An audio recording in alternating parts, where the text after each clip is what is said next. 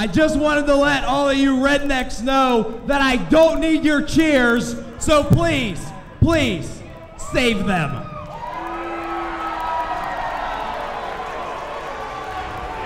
What kind of respect is that? Seriously? It's not every day. It is not every day that you get a real television superstar in this pathetic town. So I'm gonna give you one more chance, Meadville, to show me the respect that I deserve.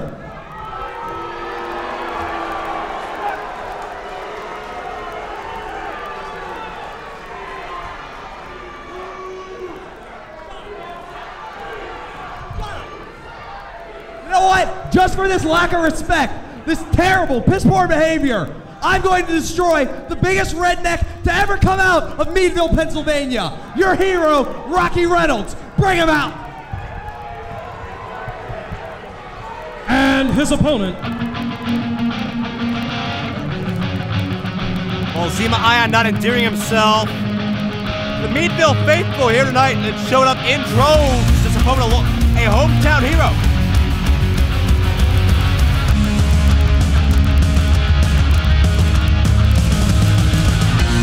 He weighs in at 215 pounds, wrestling out of Titusville, Pennsylvania. Here is Rocky Reynolds. The man for many years dubbed himself as Luscious. Rocky Reynolds in great physical shape, and this guy is almost like a god to the people up in this part of the state. The Meadville, Titusville area has called Rocky their own and their hero for as many years as I can remember. Anytime a major star comes to this part of the country, wants to make a name for themselves, they gotta go through Rocky Reynolds. A man who's held several regional championships. Held championships recognized by the National Wrestling Alliance in the past. And certainly we saw Rocky here in the past, our first Night of Superstars event. Rocky found himself in the feature matchup with Mick Foley as a special enforcer, taking on John McChesney and his band of ne'er-do-wells. Bell sounds are underway. Referee of this contest, CJ Sensation, somebody I have my eye on as a longtime Norm Connors sympathizer and loyalist, and with Norm back in the fold as the executive consultant to Team Big League. That certainly concerns me just a bit, especially considering CJ's call regarding Team Big League about a month and a half ago. That certainly did a lot to protect John McChesney and the IWC Championship. Certainly you can see all of that on IWC home video, courtesy of Sorgatron Media, but right now we're checking out Zima Ion and Rocky Reynolds.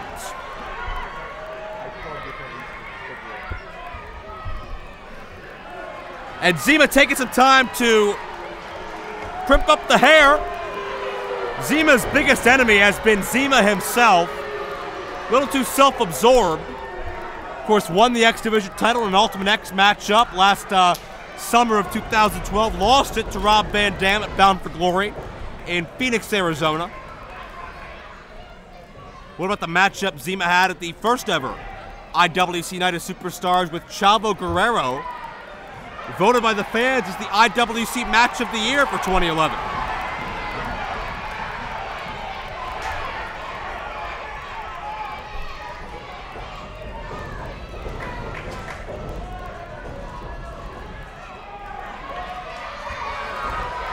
And Rocky Reynolds certainly has the psychological advantage in his favor right now.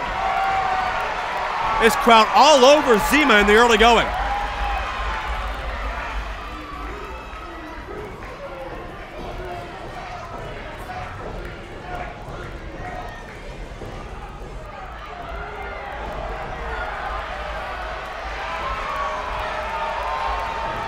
Zima made about well, Rocky's got the hairspray, and Zima trying to save it, and he got sent to the outside.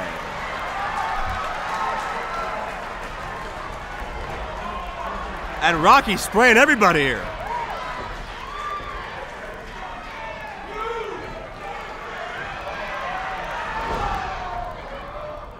And Zima trying to retrieve his property. Easier said than done.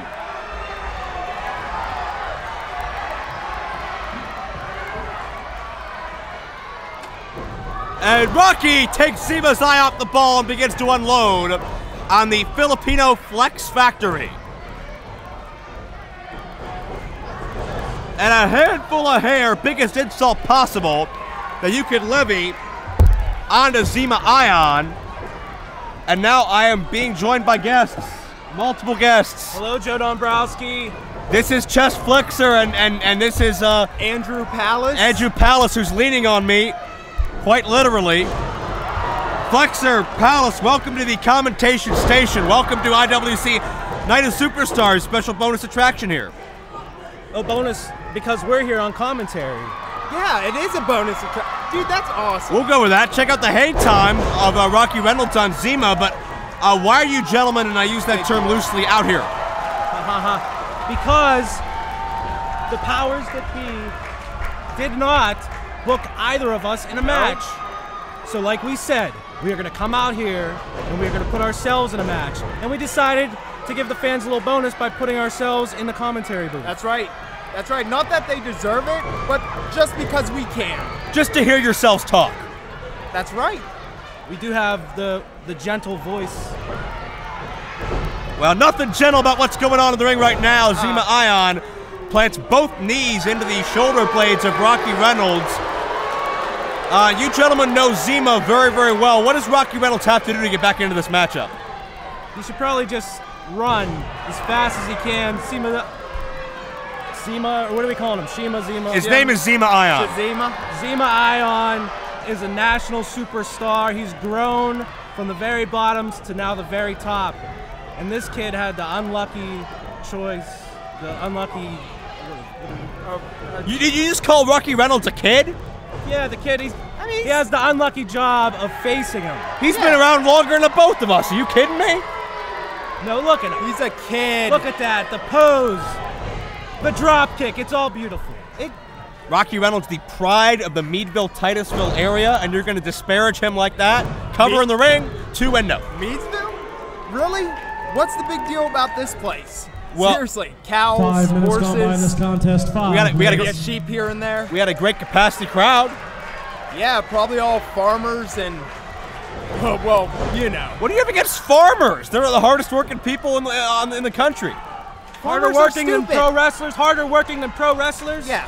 Harder working than you are right now. Who have you guys ever beat today? Today, I beat nobody yet, but I will. I will come out to that ring. Somebody. I don't know who. You don't know who yet? Somebody's going to get hurt.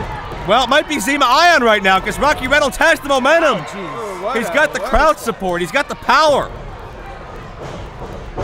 Yep, didn't look like power there. Well, Zima Ion going to the eyes. I think he was going to throw a punch and caught him a little bit off. Oh, see, that's a decent move. Shut the guy up. I recall, Mr. Palace, once upon a time, Zima Ion defeated you. I didn't see that on any DVD. No, I didn't see that. Didn't see none of that.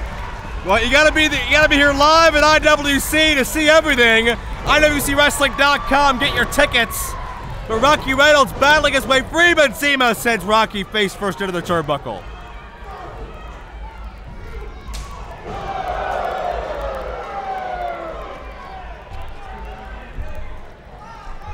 Hard shot by Zima. And Rocky gets the foot up. And Zima meets him with a clothesline. So Flexor, we got a lot of top talent here. Do you know what you're getting into with this challenge you've got here? Do you know what fate you could end up facing? How about the fate that they're going to end up facing when they have to deal with Flex? Huh? And what about Andrew Palace? What about Did you me? see that hair? He's behind me right now, so no, but I'm familiar with it. And the goggles too. Is that something common for you to have guys behind you, Joe? No, not especially not in this setting. Especially there's not much room back there. Is it? Rocky all over Zima Ion right now. Why don't you go down and challenge Rocky Reynolds? Oh, he landed on his feet. Look at this. Oh, geez, a reversal. Side Russian leg sweep. Rocky could have this one sealed away. He can fly as well. Check that out, springboard. I fly better. 2 and no. Palace, have you hit that top rope leg drop once yet? Top rope. Wait, what? First of all, it's called the aviation. Aviation! Exclamation point! Exclamation point! Exclamation point! Thank you for not shouting. No problem. And Zima crotches Rocky on the top turnbuckle. Ha. He doesn't think so. Thank you for narrating the story so well, Mr. Palace. Now he puts his foot on the second rope. He wraps his arm around him, and he wraps his arm around him. Punches, punches, punches, and he throws him off. He fell down to the mat. You guys need to learn how to tell stories. Rocky likes to go swanton. He got him. Oh, no. Zima's done for. Good night. Big win. Here is your winner, Rocky Reynolds. Rocky Reynolds victorious in front of his hometown fans. Second night of Superstars in a row. He has that distinction. What? Is this the spot, Flexor, Palace? Anybody gonna make a move? Too rowdy right now. Well, we thank you, everybody, for joining us on this We'll make a move when we want to make a move, okay? IWC home video exclusive. Rocky Reynolds victorious over Zima Ion.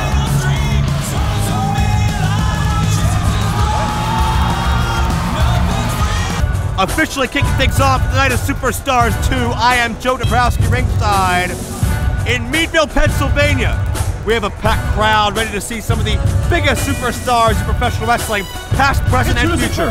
The challengers, they weigh in at a total combined weight of 687 pounds. Here is the team of Super Hentai, Jimmy Vegas, and the War Machine, Dennis Gregory, the Founding Fathers. The Founding Fathers dominated tag team wrestling over much of the past couple of years, in part utilizing that Freebird rule. Any 2 members can defend at any given time. Now, Jimmy Vegas, Super Hentai, and Dennis Gregory are set to enter 6-man tag team action with the reigning tag team champions as 2 of the men on the opposing side.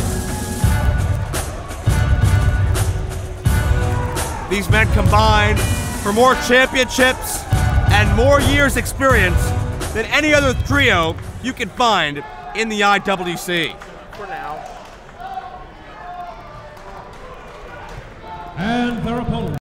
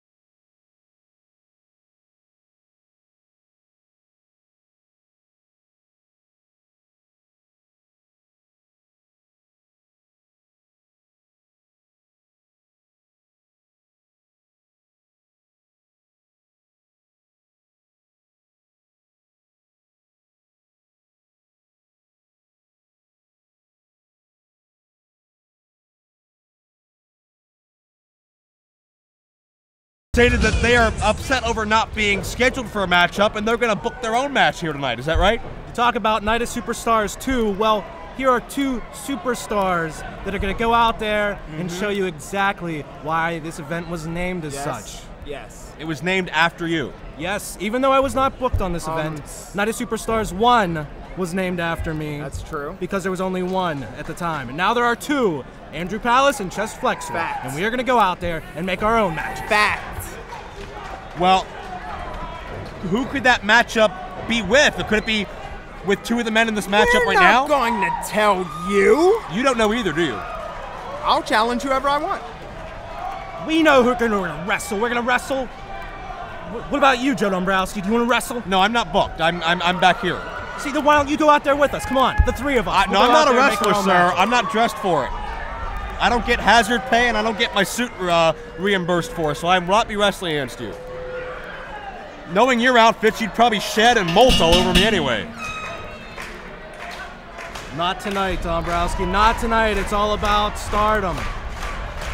Well, what about the stardom of HD Cannon and how quick that's risen over the past year?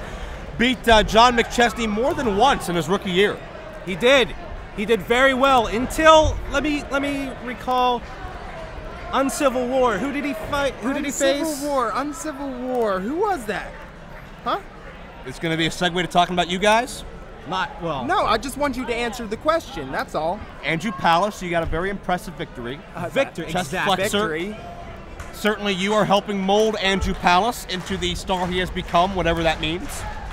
I have taken people under my wing that I know will be the future of this business. And Joe Dombrowski, just you wait, because we have some amazing things in store for you. Well, I admit that Andrew Palace is a star on the rise. I am. I think he's right up there as 1A with HD Cannon as the Above. fastest rising stars. That's Yes. debatable. I won't say no. I won't say yes. Certainly your win carries a lot of weight. Look at that. Did you see that HD Cannon just tossed back? Super hentai. Hentai. Hentai, pound for pound, probably the most powerful guy in this organization. A man who's been in the game for about 15 years. Dennis Gregory even longer than that. And Vegas is right up there as well, so certainly HD Cannon very outmatched as far as years pro, but he's got that hunger, he's got that fire, he's got that drive that we've seen propel him to survive in what many thought were just insurmountable odds. And if I'm a founding father, I want to get a victory here to earn a potential future title opportunity at Delaney and Haught, very unlikely tag champions. Or against, like, Andrew Palace and Chess Flexor, or... Yeah. Okay, you guys are not the champions currently, though. I mean, we will be when we feel like it. Will that be tonight? Are you going to challenge the tag champions? We're not telling you. Okay, well, it's my job as a journalist to try to find out. And you're not going to find out. Okay. Great shoulder tackle by HD Cannon. Sends Hentai reeling. It's all right. Hentai, he's used to getting his way. He's used to being the bully in the ring. And he hasn't had the opportunity to do that yet, and I think that's throwing him off his game. Now, did HD pull the... what are those? Those are tassels. Tassels. Did he pull the tassels? Is that how he knocked them over? I don't believe so, no. No? Are you I've sure? not seen HD Cannon do anything nefarious. Head of steam by Hentai. Second time, not the charm. I saw it that time. He definitely had tassels in his hand. Yep, tassels. I do not believe you. He grabbed them. Hentai is he's just outmatched physically as far as size. What do you think about this, Farnsworth? Farnsworth's not here. Are you sure? Isn't that Yes, Farnsworth? you're in his chair right now. Where do you see I Farnsworth? don't know. I've never seen Farnsworth before. I've been right next to him, but I don't know it's him because he's so elusive. Neither is anybody that buys the DVDs. They barely see me. Be that as it may, HD Cannon takes Hentai down for a third time.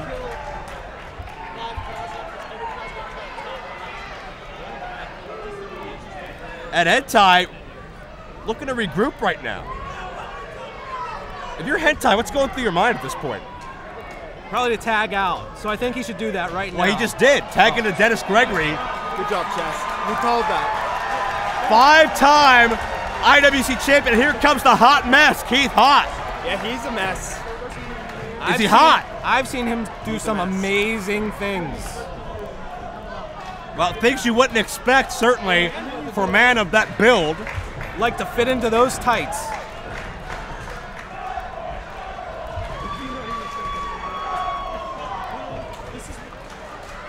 He certainly jiggles in very unique ways. Is he having a seizure? I don't believe so. That's how he dances.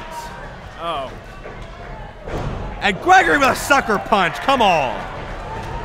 You're allowed to punch in wrestling. You are not allowed to punch in wrestling, actually. Yeah, huh? You are not. Closed Shut up. fist is illegal. Shut up. This is not mixed martial arts. Since whenever the rule book was written, I don't know. I'm going to have to ask Dave Crockett about that. Who? Davy Crockett? Isn't that one of the Crockett's? What does David Crockett have to do with IWC? Davy Crockett has everything to do with the IWC. What are you talking about? Gosh. He's still trying to figure out how to rig the Shockmaster wall correctly, but be that as it may. Oh. Dennis Gregory in firm control of Keith Haught right now. I'm trying to get the hot news out of you guys as who your opponents are going to be. What the hell? Nice agility by the big man. And check out the flexibility. And check out whatever that is. No. No. Is this Shades of American Balloon? Don't do it. No. No. Oh, face full of cleavage. Oh my God, what happened to my life? Does he have a milk mustache? That's what I want to know. 5 minutes gone by this contest. 5 minutes. Oh, all the things I've done, I've ended up here watching that. Vegas tagged in with Colin Delaney, big size mismatch, but man, has Colin been rejuvenated in recent months. Best shape he's ever been in, and that includes WWE. You know he's on the wagon. Indy is. Haught pulled him in on it today. It said radio flyer on the side. Oh, big mistake, Colin. And Vegas with a follow-away slam. See, when you pay attention to the crowd, always messes up. I'm not so sure about that. Colin and Haught, the crowd has been one of their biggest assets in their tag title matches. That's why they're losing right now. They're right now, yes, but they're also in the ring with a combined, what, 40 years of experience?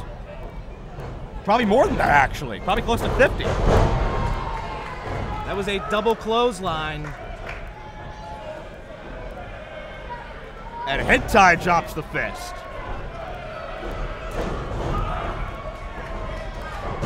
And Hentai for the cover, no. And you know, if you're a founding father and you have your choice, you're going to pin either Colin or Keith Haught, because certainly the people who make the matchups around here, Chuck Roberts and his committee, they're not going to be able to ignore such an emphatic statement as that. How do you know? Maybe they want to make him submit. Okay, well, get the fall. How about that? That better? That is better. Okay, I'm sorry.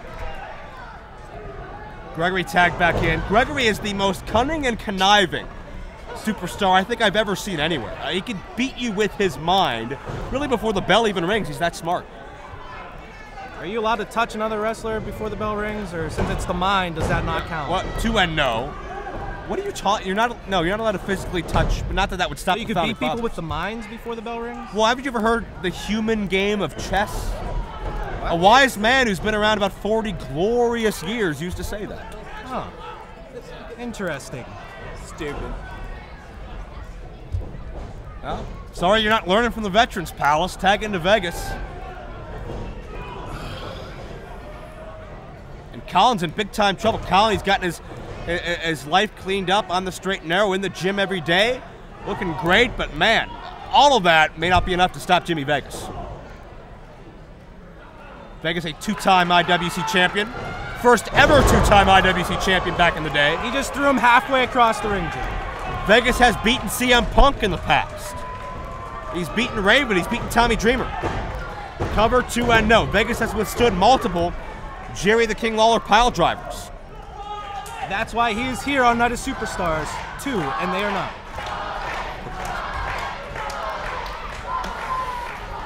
Vegas wearing away at Colin with all that body weight of Vegas, who's got to be at least 260 if he's an ounce. Leaning on Colin Delaney, that's going to sap the strength from you a lot quicker.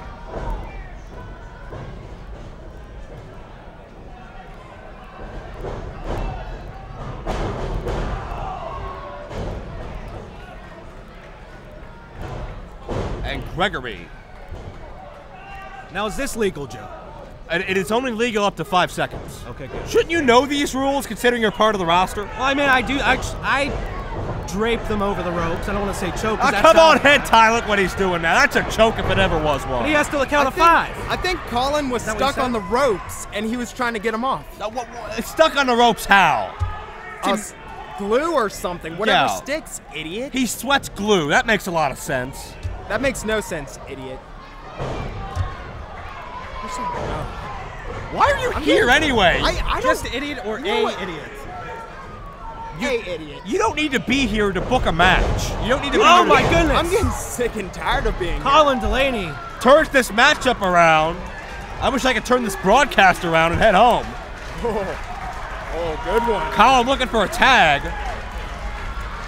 Can he tag in Haught or HD Cannon? Doesn't look good either way. Can Gregory stop him? Both men clawing to their respective corners. 10 minutes gone. Colin, I'm not sure where he is. 10 Rolled through. minutes. Got the tag. It's Haught and it's Hentai. As the dynamic changes. And man, is Haught fired up or what?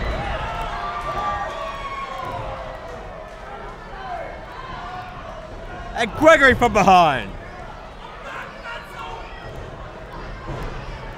And Gregory, impressive resilience on his part, not resting for a second here.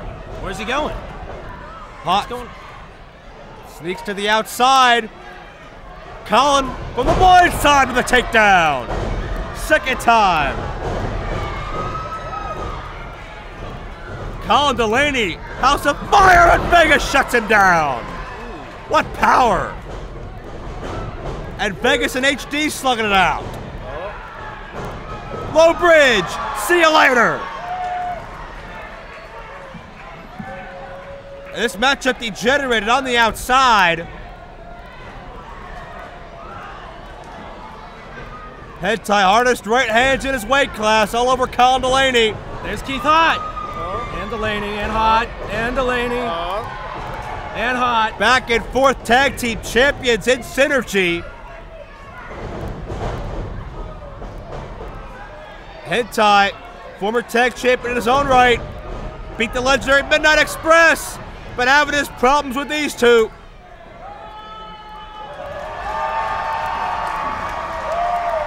And here comes Haught. No! Oh, denied.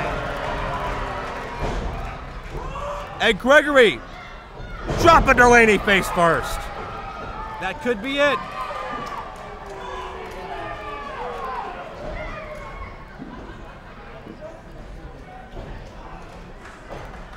And the fathers attempted to regroup here.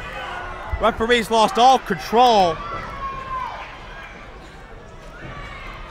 Gregory and Hentai Humdinger from behind. trying to double team, but HD from behind.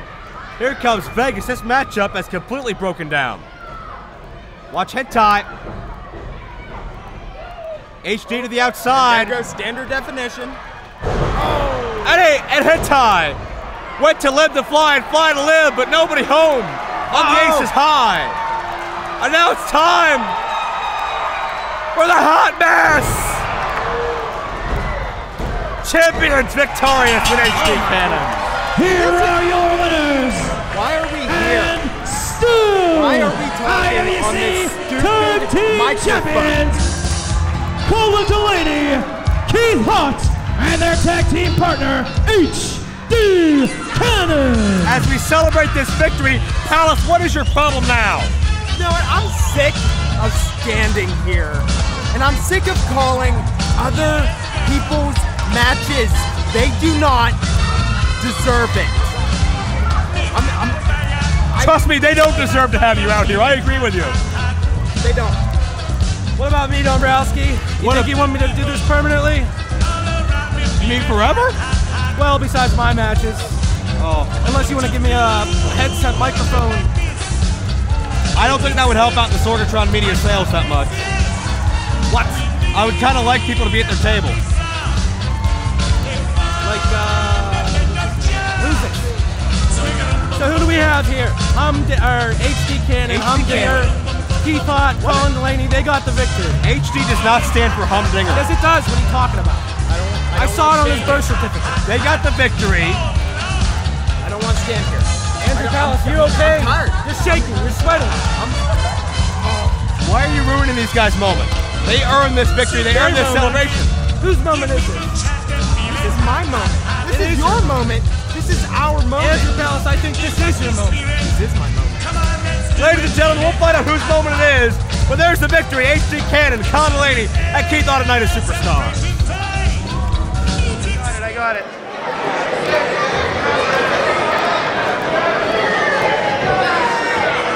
You see, there's something missing on this card tonight.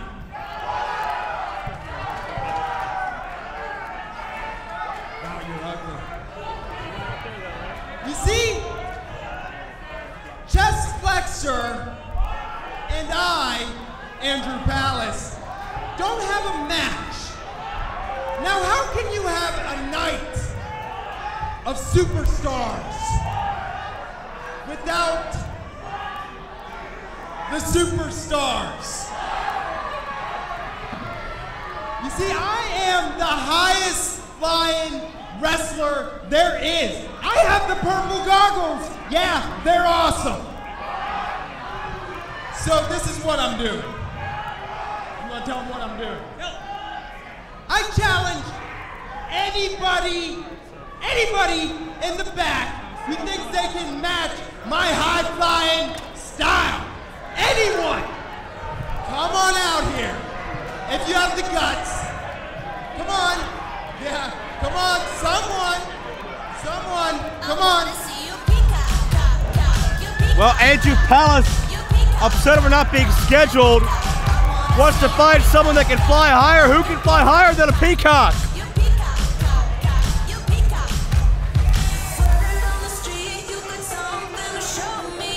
Andrew! Cut that music! Cut that music! Cut that music! Oh, wait. How's everybody doing in Meadville? Well, it's about to get a whole lot better. Andrew, see, I think you might have forgotten I was back there. And if we're speaking metaphorically about flying high, nobody was flying higher than this peacock when I first came here to IWC. Fortunately, somebody brought me back down to earth and I was able to focus on what's important around here. That's you guys. I'll tell you what, I like you, Andrew. I think you're a good kid. I just think you've been misled.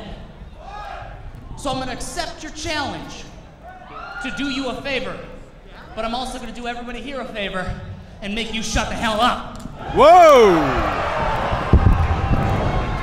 Dalton Castle not wasting any time. This matchup is underway. Dalton Castle all over Andrew Palace as Palace's open challenge already backfiring. Castle, the Party Peacock, has had success here in the past. Defeat over Colt Cabana back in the first night of Superstars. And check this out. A reverse slam to Palace. Don't see that very often. And two with a splash. A Peacock gets a near fall. A man who's contested very heavily for the IWC Championship over the past several months. A man who has been primed and ready for that championship for so long, but it's only been the machinations of John McChesney and Team Big League that have kept Dalton capturing that gold. A man that beat Ray Rowe last year. That is huge. A man that's went the distance with Logan Shulo. But Palace able to turn things around.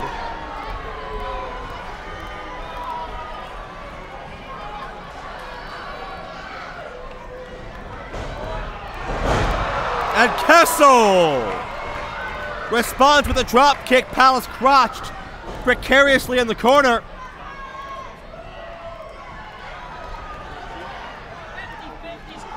And the double handful of hair.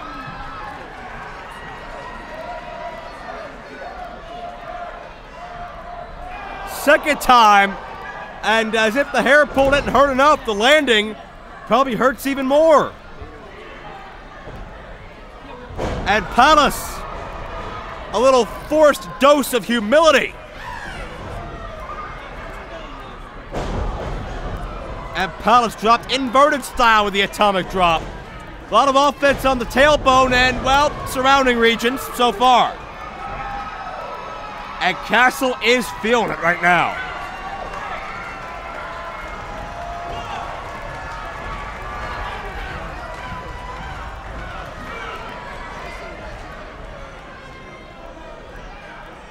And I think Castle made a great point. The Palace was misled. Easy to do when you're listening to Chest Flexor. And Palace now sent in the hard way.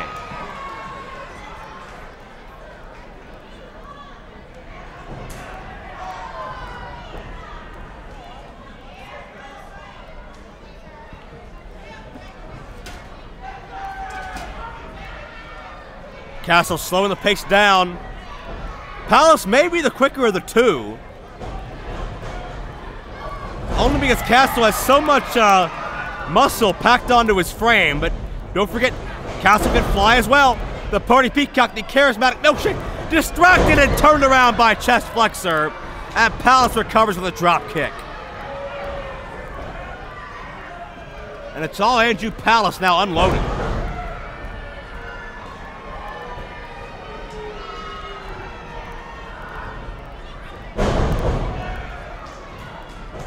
Palace with a swinging neck breaker gets 2 and no.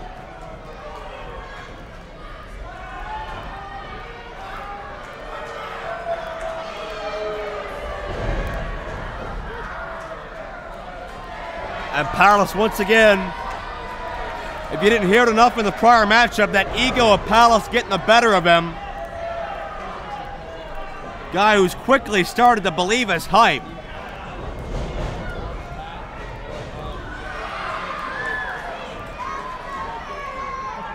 And Castle, what Flexor distracting again, and Palace takes the vertical base. Cover, almost had him.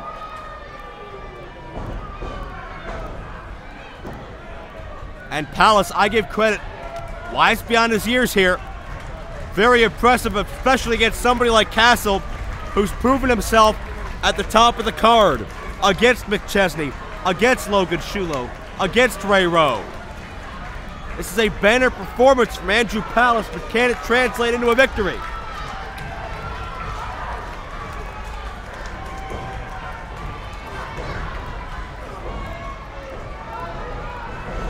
And Palace gets the knee up just as Castle was mounting some momentum. Got another 2 count. Smart maneuver by Palace, and I'll give credit. Flexor, he knows his pro wrestling. Palace is learning very, very rapidly, but I question just about everything else about this band of individuals. Corey Futuristic been hanging around these two as well, and that certainly can't bode well for anybody. Palace finds 2 again. 5 minutes gone by in this contest, 5 minutes. And I'll be honest, I'll be one of the first to admit I did not see Dalton Castle or expect to see him in this amount of trouble in this contest. Palace just meteorically getting better month by month. And even though his win-loss, the W's are very sparse in the win-loss book, oh my God! Something went flying. I'm not sure if that was a scrunchie or what it was, but Palace is losing accessories by the minute here.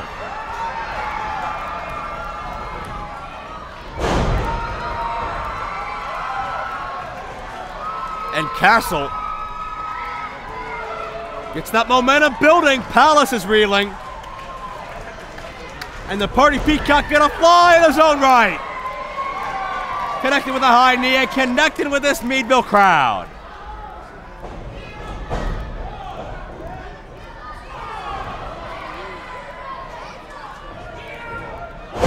Castle up and over. Palace down. Got 2-0.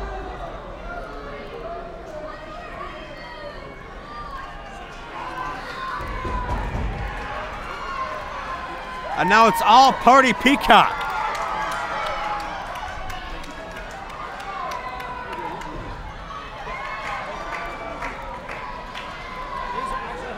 And Dalton going high risk. High rent district as twirl, but no. Palace pulled to the outside and Flexor pays for his involvement. Dalton Castle, oh, got right into the post. Castle hits hard into the post. Palace able to push him off. And man, he hit hard. You can hear the thud way back here and back in the building.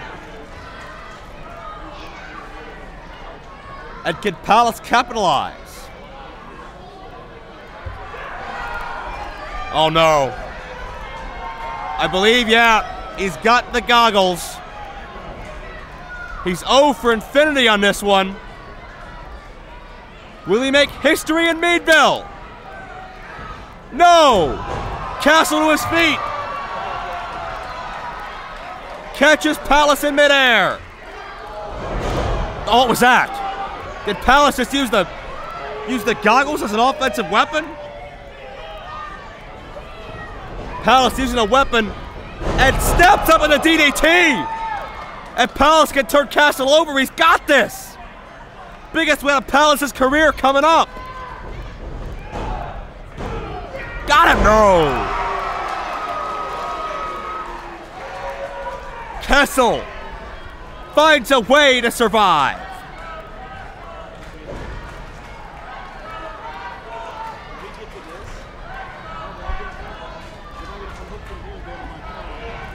Castle hit a steam, low bridge, but Palace hangs on.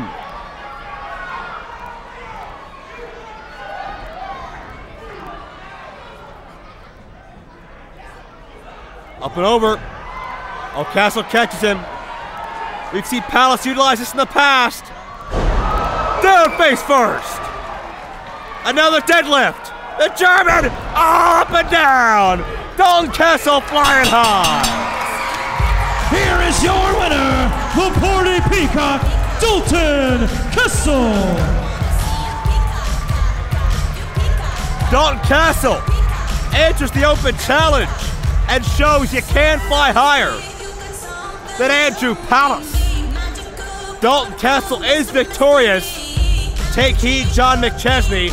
Dalton Castle still in pursuit of that IWC Championship. Had the title won about a month ago. Back on the hunt once again. Dalton Castle looking to be the top guy in the International Wrestling Cartel.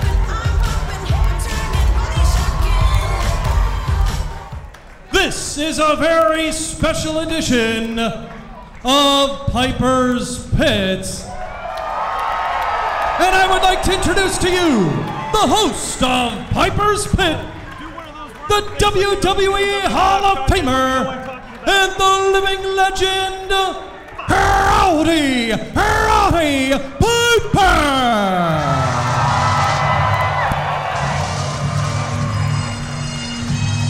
The legend, the Hall of Famer, class of 2005. The Hot Rod, the Hot Scott.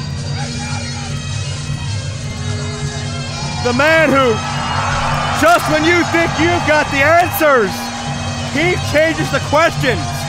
The timeless, Roddy Piper. What a moment here in the International Wrestling Cartel to welcome a true icon of the industry.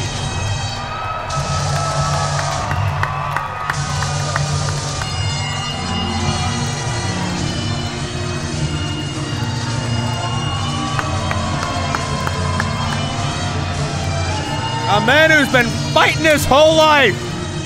The man Hulk Hogan could never beat.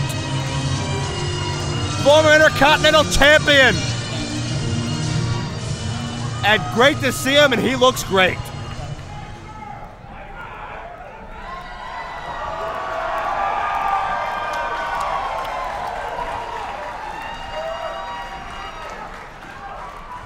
This is special.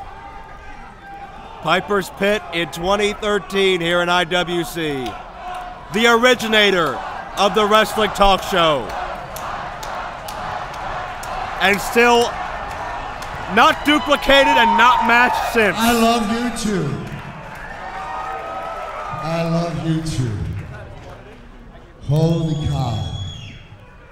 I don't think this is the first time I've been in your town. I think in '89 I got my name in your jail. But in case there's kids here, I was innocent.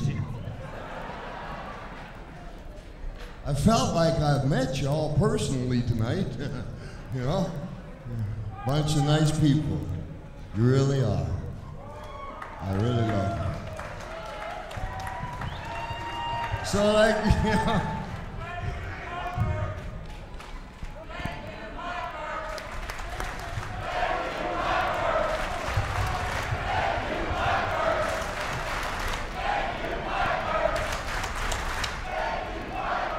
I thank you too. I thank you too. I'm the reason Hogan's got no hair. I'm the reason Flair can't keep his clothes on. Baby Jesus. I'm so much trouble. I slapped Mr. T one year, next year I painted myself half black. And I wear a kilt, go figure it out. So like everything else, same with Vince McMahon, he gives me this damn thing and expects me to come out and cause some trouble, so here I am.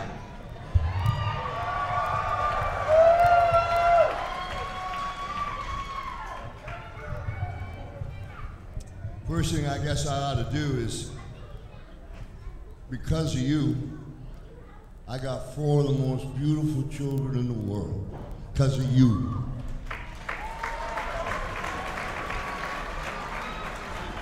And one of them, as an MMA fighter, is undefeated as an amateur. And his name is Colt Toombs, and this is my son, Colt Toombs.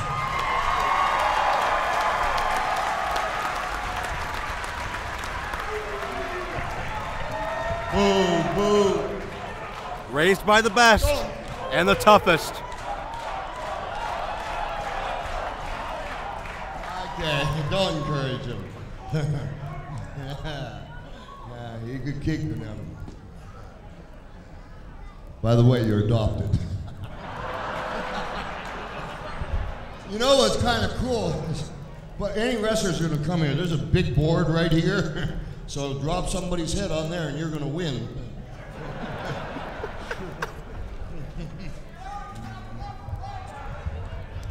So what's kind of cool is this. I did a WrestleMania.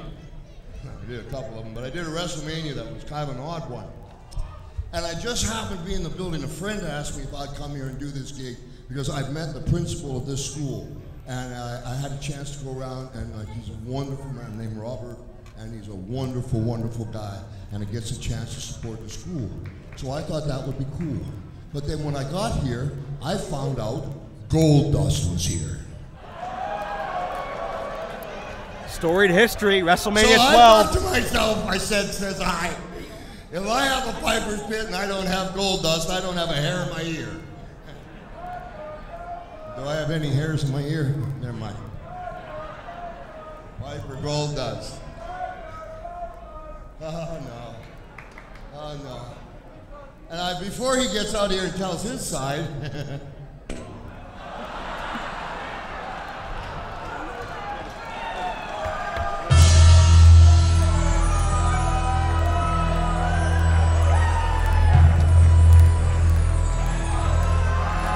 a storied history here. The master of mind games, 3-time Intercontinental Champion, multiple-time Tag Team Champion. Roddy Piper certainly never forgot the name of Goldust in 1996 when his androgynous mind games crossed the Rowdy Scott and defended the old school Piper. That led to a Hollywood backlot brawl at WrestleMania 12 that literally spanned about the entire city and ended up in the building in Anaheim, California, when Piper unceremoniously stripped Goldust of his garb and humiliated him forever. But regardless, Piper will never forget the name of Goldust.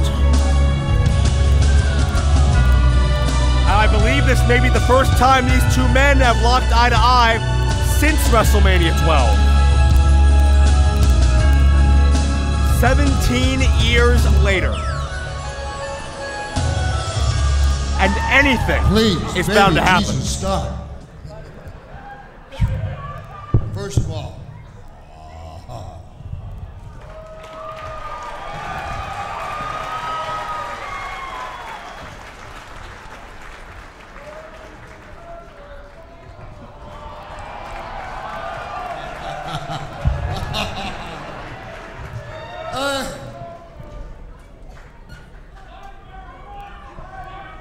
I gotta tell you a few things that you just wouldn't hear normally, okay? You should have seen the size of this kid's eyes. I had a backlog brawl with him, and because Vince McMahon loves me so much, he gave him a gold Cadillac and me a baseball bat. I went after this kid with a baseball bat, and I hammered the dog out of him. He wouldn't go down. This knuckle here, I hit him like, pow, hard as I could. He just looked at me. I did, you watch it. I give him a brain concussion and then just this. So then he gets in this car, and this is in the Disney backlot, and all of a sudden he hits the gas to the Cadillac, and the Cadillac's coming straight towards me. I swear, you look at it. And it's coming as fast as that Cadillac can come. And I looked at that Cadillac, and I said, I ain't moving. And I didn't. And as he got closer, his eyes got bigger because he thought I was going to move. And then I was an ink spot. It was a great match. I don't know what WrestleMania was, but... WrestleMania 12. WrestleMania 12. Were you nervous before you went into that fight? Oh my God, I was nervous.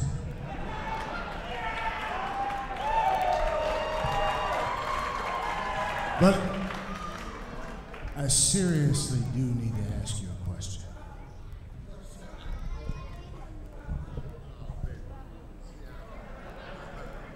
Is that a microphone under your kilt? Or are you just happy to see me?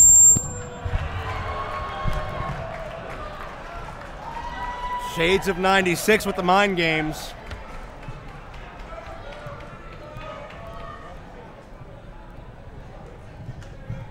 Anybody got a baseball bat? I was honored. You're really one of the great, I don't think you get enough credit. And the nice part about it is we fought in the Disney lot, and then, you know, because the WWF has class, they gave me OJ's Bronco.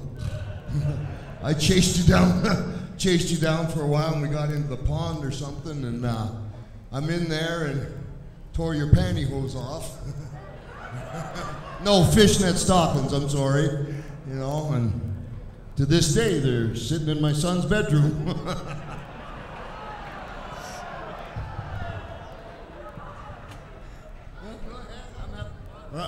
Roddy, I do have to say this. In all my years, in 25 years of being in the wrestling business, that match was the greatest moment of my life in the wrestling business.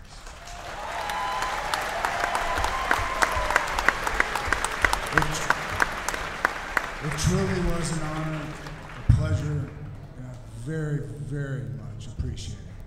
Very much, sir. Thank you. So then I come to this place here, and they got some guy back there named Johnny Lugnuts or something. I don't know what his name is. But he's got this title, and he wants to come out here and fight a true icon, but he don't want to put his title up, because I'm not sure he doesn't want to take his shirt off because he's got pimples on his back, or something like that. I'm really not sure what's going on, but if Johnny Lugnuts is back there, I'd like you to, what's his name? What's his name? Say it again.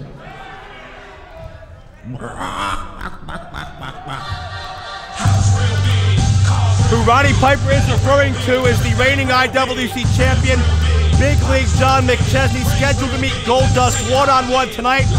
But thanks to the machinations of executive consultant Norm Connors, the IWC Championship not on the line in this matchup.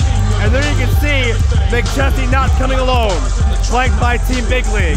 It's Jimmy Nuts and Joe Brooks in the background. Cut that and off! Big Rex Lawless in the middle. How dare you! How dare you, Roddy Piper, not know my name? My name is Big League John McChesney, the IWC World Heavyweight Champion.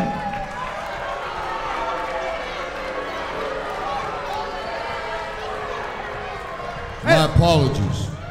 Thank you, but my problem isn't really with you. It's with you, you freak! Goldust should not be a guest on the Piper's Pit. It should be me! Get up there. Hang on here. Let me make your dream come true there, Johnny Lugnuts. Get him in here. Come on in. Lots of room. You too, Rasputin. Like the guy that steals the tires off Hertz cars and leave it to Beaver. I know you're scaring the dog out of me, Johnny Lugnuts. I ain't scared of you. I got this man right here. I ain't scared of nothing. I got Team Big League, the greatest team in the world, standing in the ring right now. It's going to get volatile.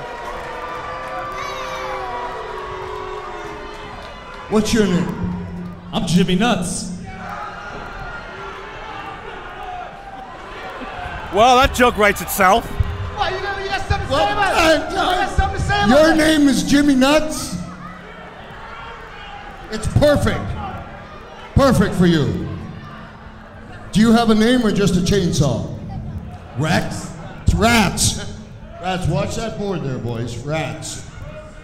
And you, how long were you in the pen? I know, the question's too tough. So, no, it's not letting go. Hey, easy, Big League. Easy, Big League. I just want to ask a simple question. This guy here I fought. I know he can have any title that he wants, but you want to come out here, you want to be a big shot, you want to put your title over your shoulder, but you don't want to put your title on the line. I mean, like tonight. I mean, like, why don't you, Lugnuts, wrestle Goldust for the title tonight and cut all the BS? You're in the pit. You wanted to be in the pit. It is your day, your nightmare, your dream. You put the title on the line, and we just have the match right now. Right now? I'm in my suit. Right now. I'm not even ready to wrestle right now. No, I ain't doing that. You will never be ready to wrestle with a temper like that. Sounds like the Gerber baby. Are you kidding me? Well, you got a promoter here. Who's a damn promoter here? Get up here. Hey, wait a second. You know what? Jimmy Nuts, don't you got something to say to him? I do not appreciate the way you talk to our leader, Big League John McChesney. Who are you? Who are you? I don't even know your name. Jimmy Nuts, and Nuts just got it. All right, let's boogie woogie. Piper, let's go. How dare you hit my... Here comes the back, Logan, Shulo, Facade. Come on in the ring. And Piper's ready to fight.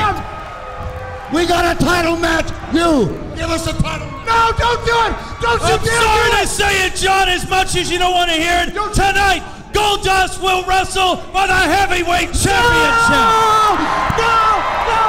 And Norm has been overruled.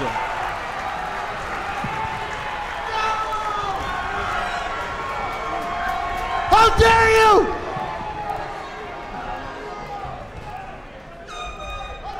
Lug nuts, lug nuts, lug nuts, lug nuts, lug nuts, lug nuts, lug nuts, lug nuts. I'd just like to be the first one to congratulate the new champion before you get it. Pleasure's all mine. Thank you for being here, my brother. Ninja Turtle, you're the best. God bless you. I'll see you later because I'm going to be watching the championship match myself.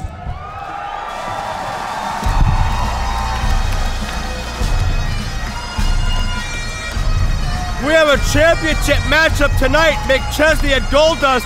Roddy Piper comes in and turns things upside down as he's off to do. McChesney and Goldust later tonight.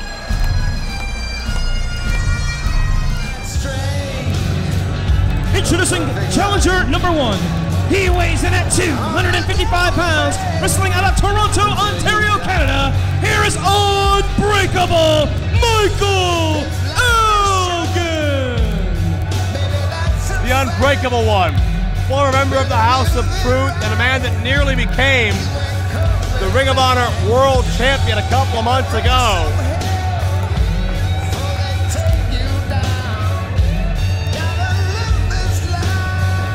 And the man that nearly became the IWC champion at the start of the year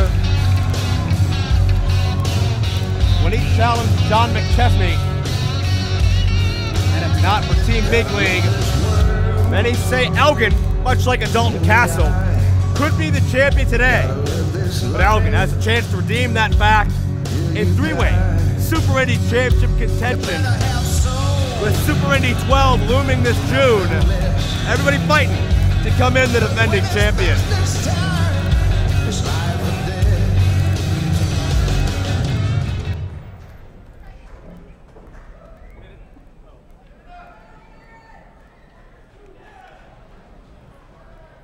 Two very different styles.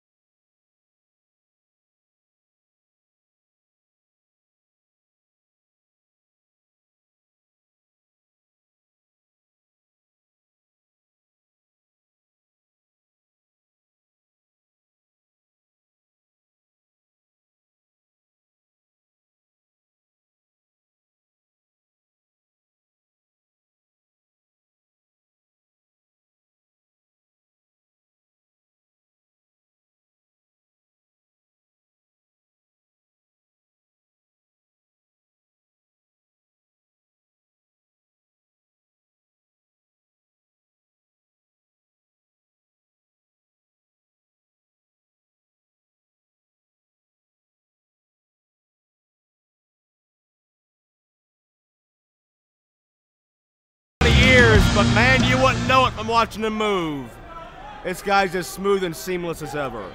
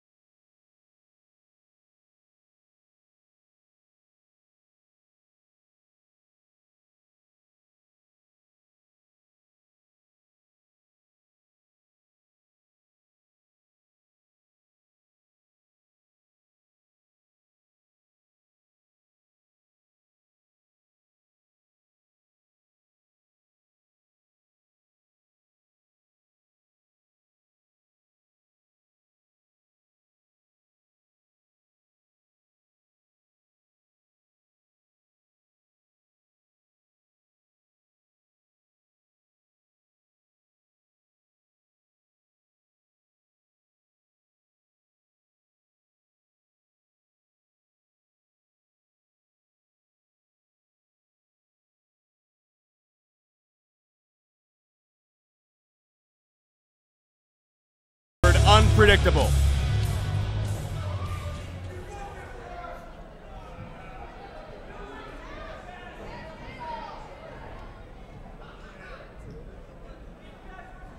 The official showing everybody the prize here.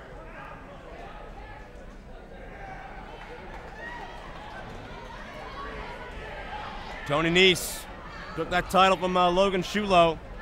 Controversy surrounding that title win, thanks to the involvement of Gory, who we saw a little bit ago, well, not escorted, but snuck out the back door with a hostage almost.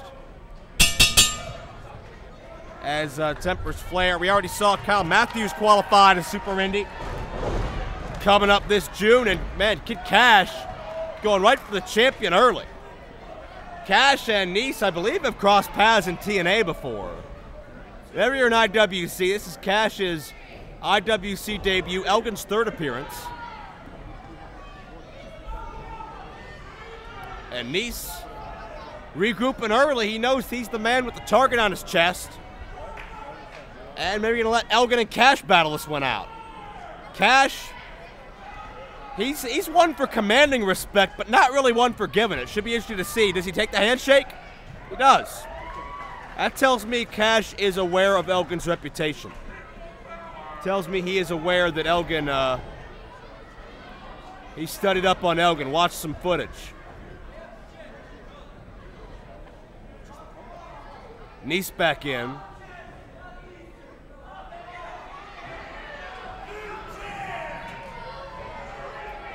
Well, could we see Elgin as the new champion?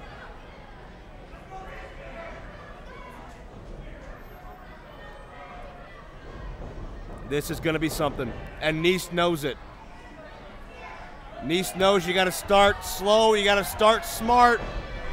One mistake and you're done for.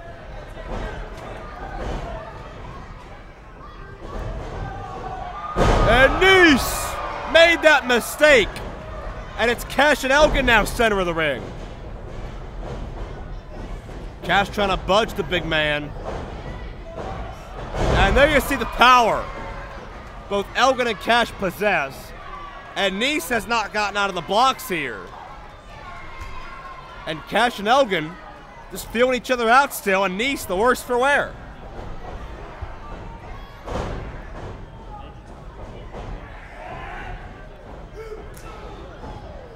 Kash made a mistake there trying to budge Elgin. I'd say the Super Indy title would look great in Kash's trophy case next to the ECW TV title, TNA X Division title, and WWE Light Heavyweight title. Nese from the blind side, but Kash meets him. That's the rough part about these three-way matchups. Take your eye off anybody, get hit from the blind side, and Kash, so physical in his offense. But met with a boot, and Elgin, oh man, when Elgin moves. I can't think of a more frightening sight. But Kash takes the big man over, satellite head scissors style.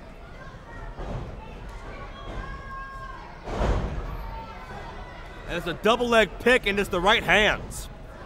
Sometimes Kash just gives up on being pretty, he just wants to punch you in the face. And that works too.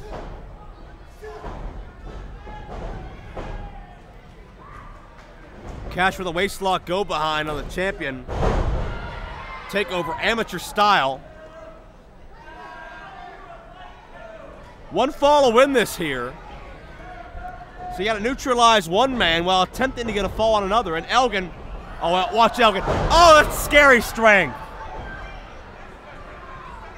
That's got to be about 400 pounds. Elgin just lifted up from the blind side. Nese gets a break in the ropes. Kash not so lucky. Kash is trying to break this grip. Takes 3 strikes to do it, not surprisingly, with the power Elgin possesses.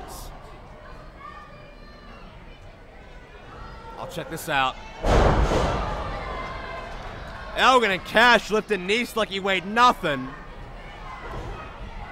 And now if they get rid of the champion, it's down to, once again, Kash and Elgin to fight it out.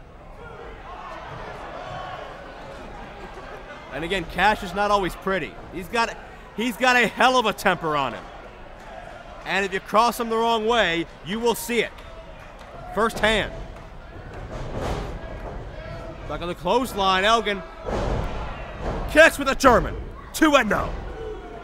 And again, Nese could have been pinned for his championship without even being factored into the fall.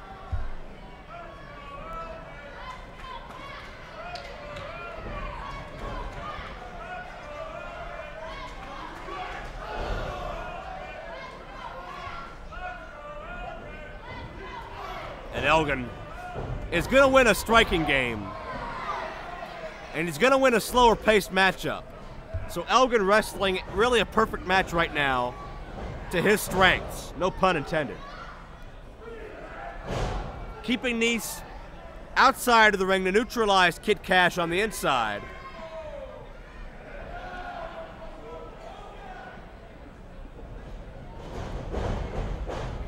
Kash up and down with a springboard move. Some has him. No.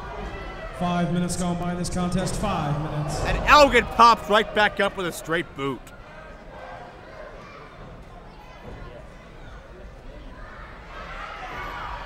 And Nese now back in the fray. Right hand for his troubles. Man, you're not gonna find harder strikes anywhere in this event. Maybe anywhere in this business than these three right now. Huge collision. And Nese up for the neck breaker. Cover 2 and no.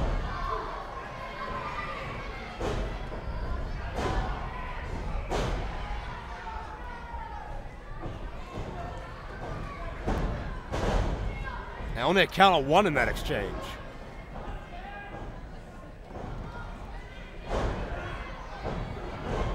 Suplex, but good luck lifting Elgin, who's so compact and has that low center of gravity, who now muscles Nese over, the premier athlete. And again, with a man the power of Nese to not be able to pick somebody up shows how uniquely built Elgin is. Nobody over in the corner. Nese with a roll-up could have him, though. Near fall once again.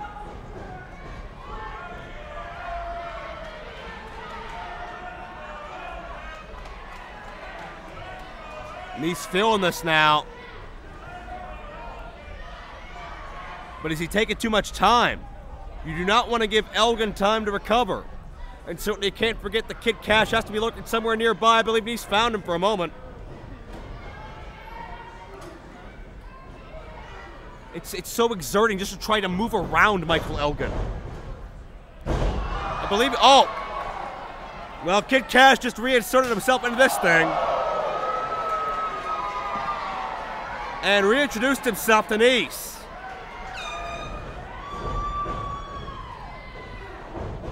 And Kash and Elgin have been trying to settle this amongst themselves since the bell rang, but Nese, persistent as he is, staying into this fight. Check this out. Elgin low bridge to the outside.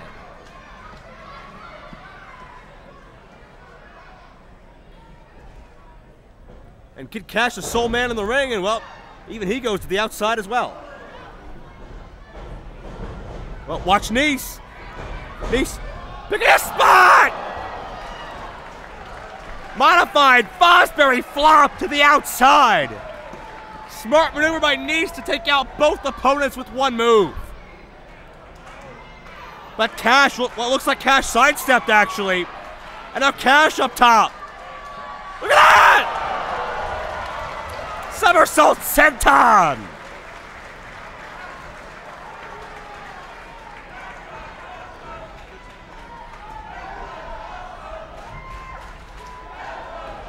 Appreciation from this crowd. Showing you what these men will put on the line to become the Super Indy champion.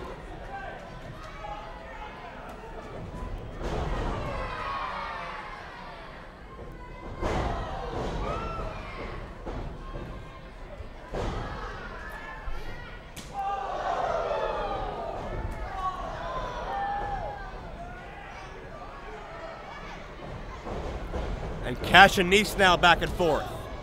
10 minutes gone by, 10 minutes. Elgin got the worst of it on both of those high-risk exchanges. And Kash got the worst of it on the top. Nese going superplex. Watch Elgin. Living up to that unbreakable name. All the power. Tower of Doom. And Elgin puts himself right back in the fight.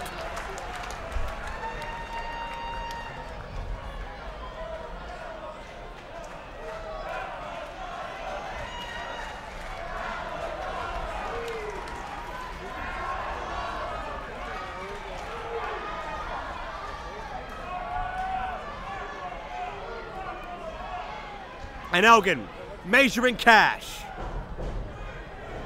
You can hear the appreciation of this crowd as these men continue to risk it all. Elgin may have been going powerbomb. That could have finished this. I think Nese knew it.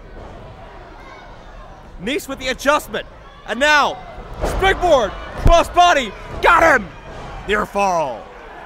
And Elgin with a deadlift. All three men looking to finish this thing off. Nese counters the fireman's carry. Standing side switch Elgin. The counter roll countered. Super kick caught. No clear cut advantage. Elgin, look out. Air raid crash. New champion, but Kash interrupts. The dangers of a three-way matchup back into play. Kash with those cross faces, those round kicks. Will it be enough? No. Kash just asking himself, what do you do to Elgin? And frustration starting to set in as well. We knew we were in this for the long haul. We knew we had three of the best. Oh, Kash going brainbuster. Can he lift Elgin? We may never know. Nese interrupts again. Nese sensing someone else about to finish this matchup off. He tries to intervene. Nese protecting his own championship. Can he do this? My God, Elgin's a big boy. No unbreakable counters. Jeez! Palm strike into the spinning powerbomb. But here's Nese. Nese rolls up Elgin. He's got the trunks. Here is your winner, and still IWC Super Indy Champion, Tony Nese. Nese steals the matchup and retains the title with a pull of the trunks. Man, he just barely escaped. Did Tony Nese. Two credible, deserving opponents. Any of these three men could have left this matchup with the Super Indy title. Nese snuck in the back door, made sure he was the one. Elgin knows what happened, and the disbelief on his face tells the story. Elgin is upset, but Nese is opportunistic. He retains the Super Indy Championship here tonight. Wrestling out of Minneapolis, Minnesota, Bad Boy Brilliant!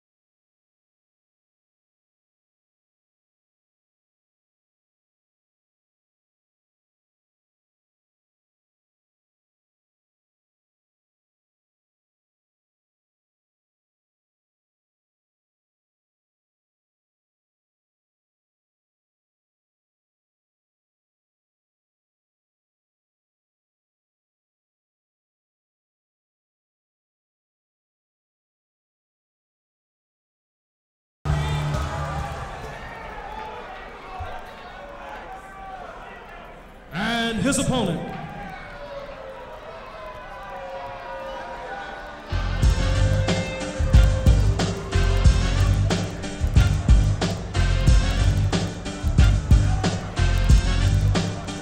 He stands 4 foot 5 inches tall. He weighs in at 115 pounds.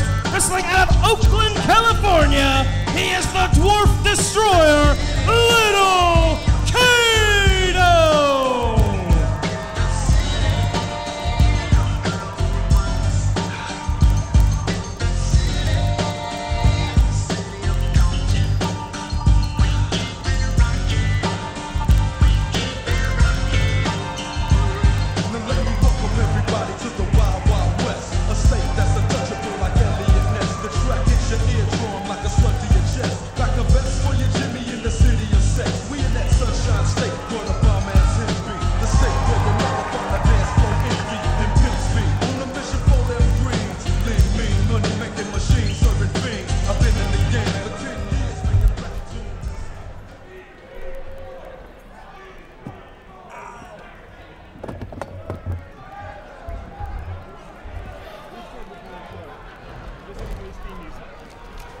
We are with second half action of IWC's Night of Superstars 2. I have been sitting here with bated breath waiting for this next matchup to start, because this is a special midget attraction. I don't know that I've ever called a midget match in my 10+ year history doing this.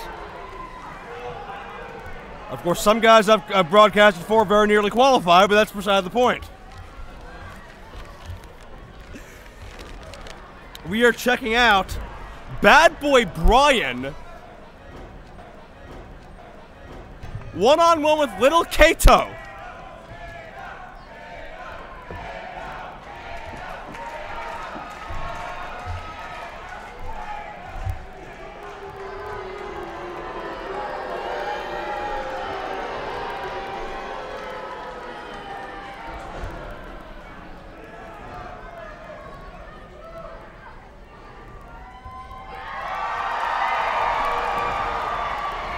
And from behind a jump start,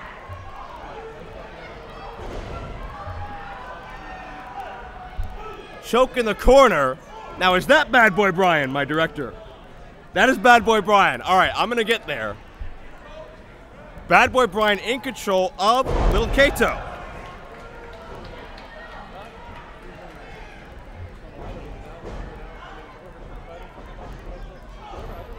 And there you see an illegal choke.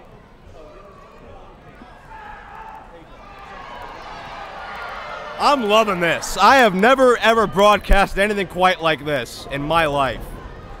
Bad Boy Brian sent down. Kato builds some momentum. And wait a second. Up and over with a scissors takeover.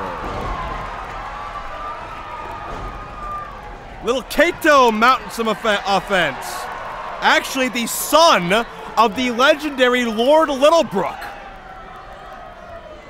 Trained by the legendary Little Tokyo. You may remember both those midget athletes from WrestleMania 3 when King Kong Bundy squashed Little Beaver, but that's beside the point. Little Kato, a 26-year veteran of midget professional wrestling.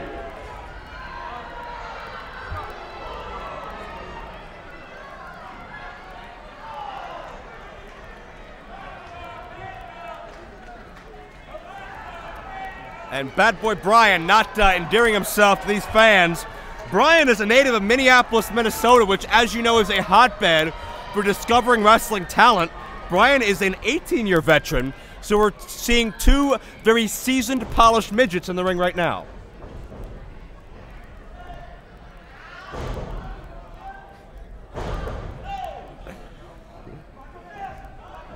Brian in control.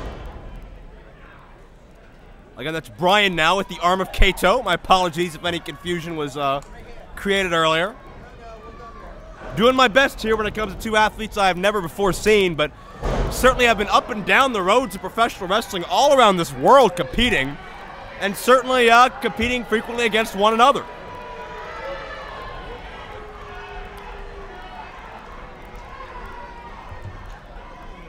Troy Davis, your official.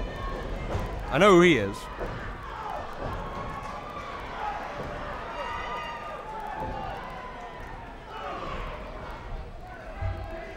And Kato begins to unload. Has Brian trapped in the bottom rope. And why wouldn't he? And Troy Davis having to lift the leg up over the bottom rope, which is causing considerable strain and pain and pressure on Brian. And Kato not really helping.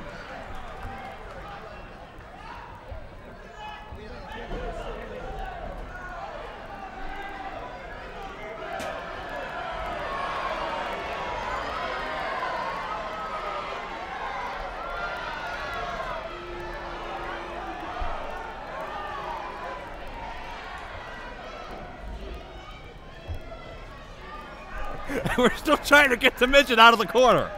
He's stuck. Keep us up, you can just dump him in the post like Piper's water bottle.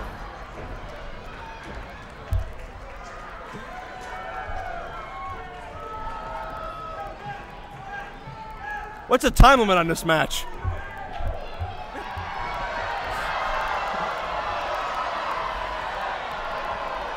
Five minutes gone by in this contest. 5 minutes. Thank you, Pedro, and for once I actually am not saying that sarcastically.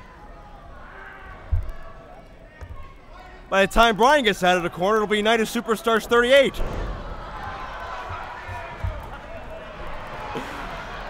Oh, he hurt himself. And he's butt scraping across the ring. And once again, what happened to my life? Former Ring of Honor broadcaster, European traveled. I feel like I'm talking to Paul London again. Into the corner. Series of boots. By a very perturbed. Oh my God. I'm not sure if that was a shattered dream or maybe just restless leg syndrome.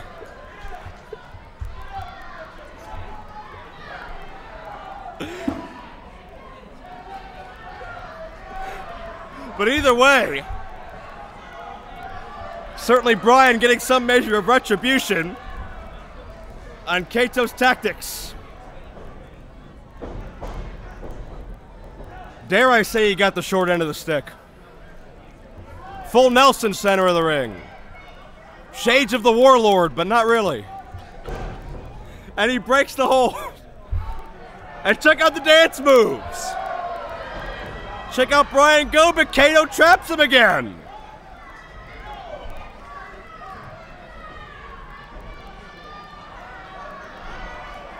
Kato calls himself the Dwarf Destroyer.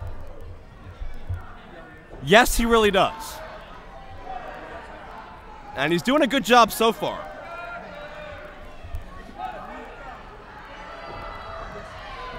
And Brian daring Kato to put the full Nelson back on. Wipes the sweat from the arms, gets a firm grip, fingers locked. Are they locked? Hercules Hernandez style. Another homage to WrestleMania 3 here. Are their fingers locked?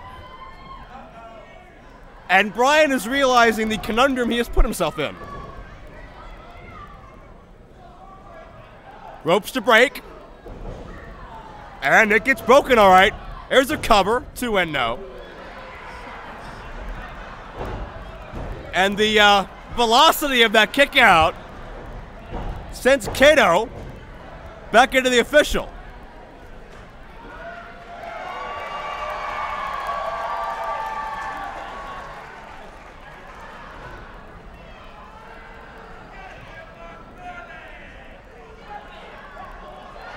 I'm not going to narrate whatever that was. But got to give an homage to Lord Littlebrook, Little Tokyo, Haiti Kid, Little Beaver, Cowboy Lang, all the midget wrestlers of yesteryear that certainly made this art form thrive so much over the decades, and certainly with the son of Lord Littlebrook in the ring right now, carrying on that tradition.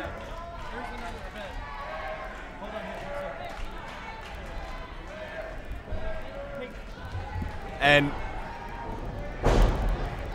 Now some offense mounted here by Brian. For the ride, elevates him. Back body drop, won't call it high angle, but there's a near fall once again. Troy Davis getting involved. He don't want to take it from Brian. Tiger Jackson, another great midget athlete.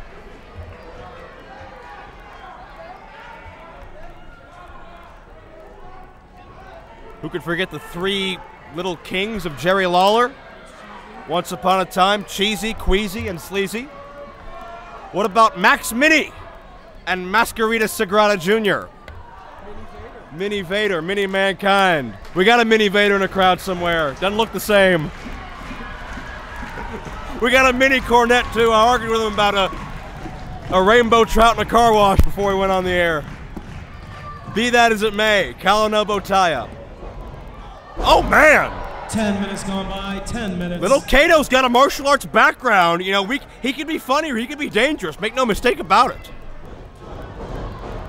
And Lord Littlebrook, man, what a dangerous athlete he is. And well, modified step over toe hold now. Has Brian trapped. Could this be a submission?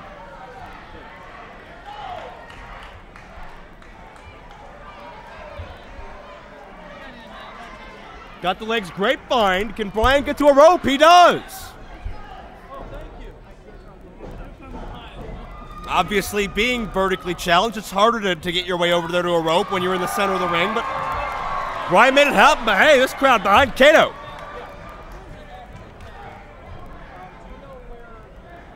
Well, sunset flip. Got him trapped. Oh, Brian almost stole this one.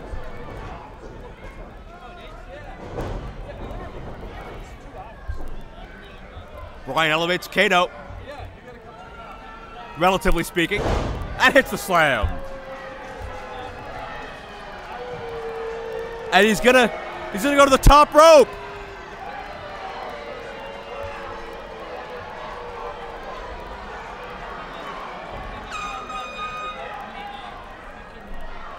Scaling upstairs. Guys, he must be 4 or 5 feet off the ground. No, nobody home. And Kato turns the momentum around. Oh, hard knife edge. I don't care who you are, that's gonna sting.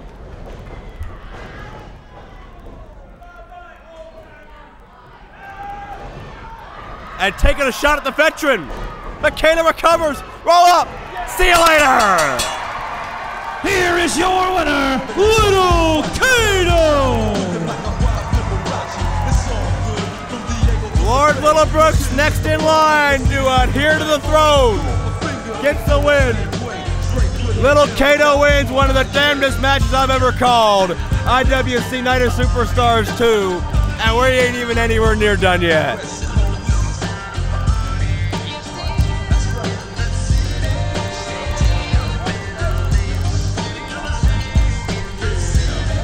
The following tag team contest is scheduled for one fall. Your referee once again will be CJ. Introducing team number 1. They weigh in at a total combined weight of 470 pounds. Wrestling out of Ozone Park, New York. Here is Mickey and Marshall Gambino. Couple of surly individuals who also possess the most decorated dynasty in IWC wrestling history. Nice guy Mickey and Marshall the Bull claim they were ostracized from the company by Chuck Roberts. And their opponents.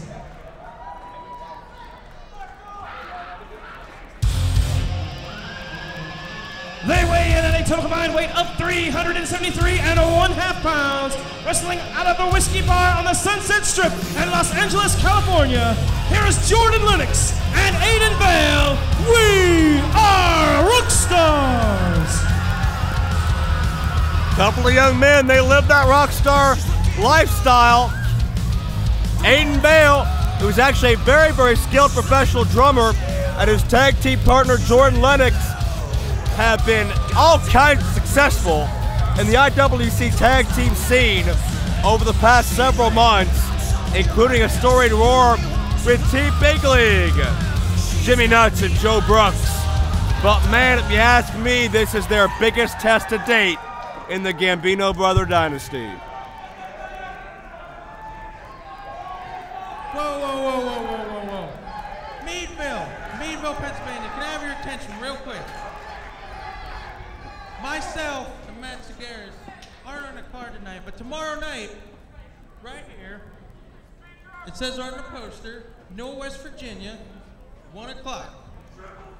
We get to face the Gambino brothers. Now, as far as tonight goes, W.A.R, Gambinos, we don't have anything against you. We're just out here to watch. No trouble. Good luck now, you hear? Well, what I got out of that is the Blue Collar Slaughterhouse will face the Gambinos tomorrow at Mountain State Madness in Newell, West Virginia, also available now from IWC Home Video. And they're out here to, well, scout the competition. And with the tag scene in IWC heating up, smart maneuver. You've got the Gambinos, you got We Are Rock Stars, you got Blue Collar Slaughterhouse, Bronco McBride and Matt Segaris on the outside. Not to mention the founding fathers and the current champions, Hot and Cute, Colin, Delaney, and Keith Haught. As it's Mickey Gambino starting out with Jordan Lennox, Aiden Vale. Shoulders still heavily taped. We'll follow up on that story as needed as this matchup progresses. But Mickey and Marshall, I believe, somewhat 5-6 odd tag team championship reigns, just terrorized this organization for years and years. Had a lot of problems with authority figures, if you can imagine. And that kind of saw them kind of on the outskirts, on the outside looking in. But now, of all people, an individual they used to despise, Norm Connors, helped facilitate the Gambino's return due to some of his wheelings and dealings. And now the Gambinos are two men that I trust even less than usual because they, in my opinion at least, from what I understand, owe Norm a favor or two. And We Are Rock Stars are two men that have been opposing Team Big League recently, as we mentioned. So this could be just another Gambino hit job. As Jordan Lennox hits a crossbody, back elbow follow through. Lennox calls himself Mr. Wrestling now. He's a hybrid wrestler combining different styles. And there's a unique tag into young 21-year-old Aiden Vale. Crowd behind Aiden as they send Mickey in. Double hip block, nicely done. The elbow follow through, and these guys are seamless motion. Much to the dismay of Marshall, the Bull, who charges in, and his temper gets the best of him. And I can't remember the last time that a matchup has started with the Gambinos at this much of a disadvantage.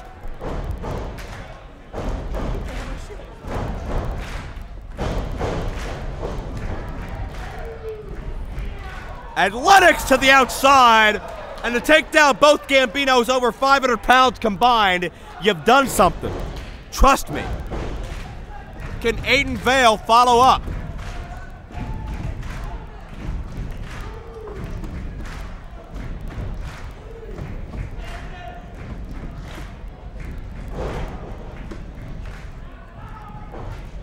Aiden drops the knee. Follow through with the overhead neck breaker, nicely done. And Lennox went for a double team. But Marshall, the Bull, the tag team veteran, since Lennox sprawled to the outside, Vale did the smart thing there. Stayed focused on his man, went for the cover. And the Gambinos looked for the opening. They certainly found it.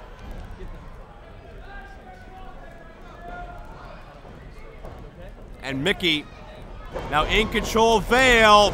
Huge clothesline. We've seen the Gambinos halt a lot of careers in their young stages. We've seen the Gambinos injure a lot of individuals, and that makes me very worried with Vale coming in with such an obvious target on his anatomy.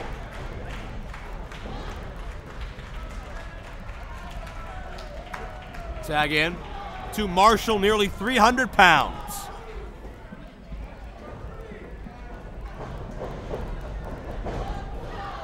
And there you see why these men are more decorated than any team in IWC history.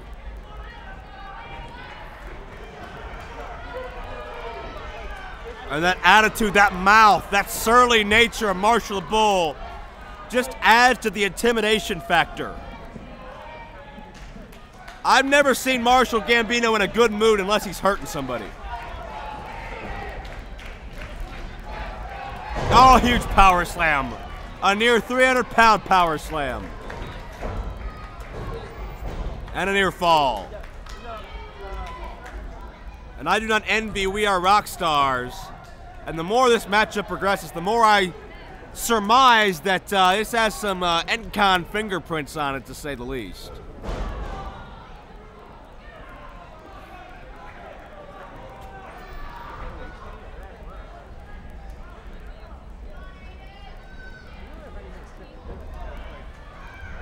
Mickey digging from the Anderson playbook. You cut that ring off at its hypotenuse. You isolate one man and you just grind him into the ground. Vale trying to battle free. But Mickey keeping his body by 5 minutes. between Aiden Vale and Aiden Vale's corner. And frequent tags by the Gambinos. Catapult action. And Marshall just scoops him up like a little baby. Samoan drop style. Could be all but Lennox makes the save. And Mickey involved in this matchup degenerating. And if it gets down to a street fight, it's advantage Gambinos in my estimation. Another double team on Lennox with Vale neutralized. And there's the classic Gambino double team. The spine buster into the double knees. And no remorse in the body language of Marshall the Bull. And Aiden Vale looked like they were going in for the kill on Vale. But man, can this kid fight. He's got an IWC title shot against John McChesney tomorrow if McChesney escapes Meadville intact. But can Aiden escape intact? That's the question. Because that's severely in doubt. Oh, could be time for the curse. Gambinos, hey. Whoa, what's this? That's Bronco McBride again from Blue Collar. Good luck. Good luck. Gambinos are ready to end this thing. The curse always ends it. We'll see you tomorrow. See you tomorrow, guys. We'll see you tomorrow. Aiden Vale from behind! Super kick! They did it! Here are the winners, Jordan Lennox, Aiden Vale, we are rock stars! Man, that's a big win! You want to talk about an upset, you want to talk about a career maker, you want to talk about putting yourself on a map. No one has won more IWC tag titles than Mickey and Marshall Gambino. No one has injured more. No one has dominated more. But Aiden Vale and Jordan Lennox just beat that team in the middle of the ring. And yeah, Blue Collar Slaughterhouse were out there, but the Gambinos let Blue Collar get in their heads. Blue Collar and Gambinos, make sure you pick up Mountain State Madness 2013 chapter to check out that collision. But We Are Rock Stars have made themselves tonight. Hold on. Oh no, not again. I told you that I was gonna make a match, and now it's my time. And I slap all these dirty hands from these filthy kids. Didn't he learn just from because I want Pavlos' them to get a problem? touch of a superstar. The man that's been beaten up by more superstars and legends than anybody, Chest Flexor.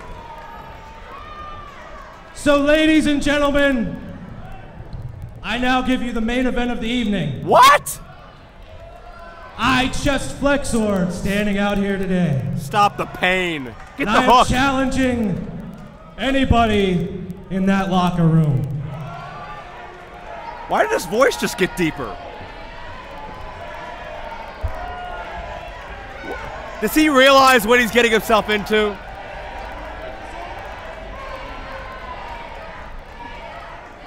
Chest Flexor's open challenge. which I don't think has ever ended well. Come on. I don't see anybody yet. And why is Corey Futuristic in the ring to begin with? He has nothing to do with the match. He's been Flexor's lackey for a couple of years. Oh my God.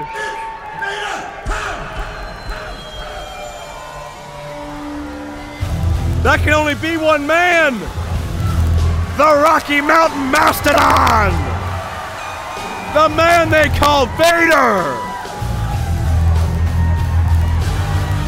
The man that's conquered the United States, and Japan. Ladies and gentlemen, answering the open challenge, he stands 6 foot 5 inches tall. He weighs in at 435 pounds. He is a former high school All-American, a 2-time college All-American. He played in the Super Bowl for the Los Angeles Rams, and he has held 21 world titles on 4 different continents. Ladies and gentlemen, Vader! Now being joined by Andrew Palace. Mr. Palace, Chest Flexor did not learn from your folly earlier tonight, in my estimation. I just don't know what to say right now. I mean, he asked for a challenge.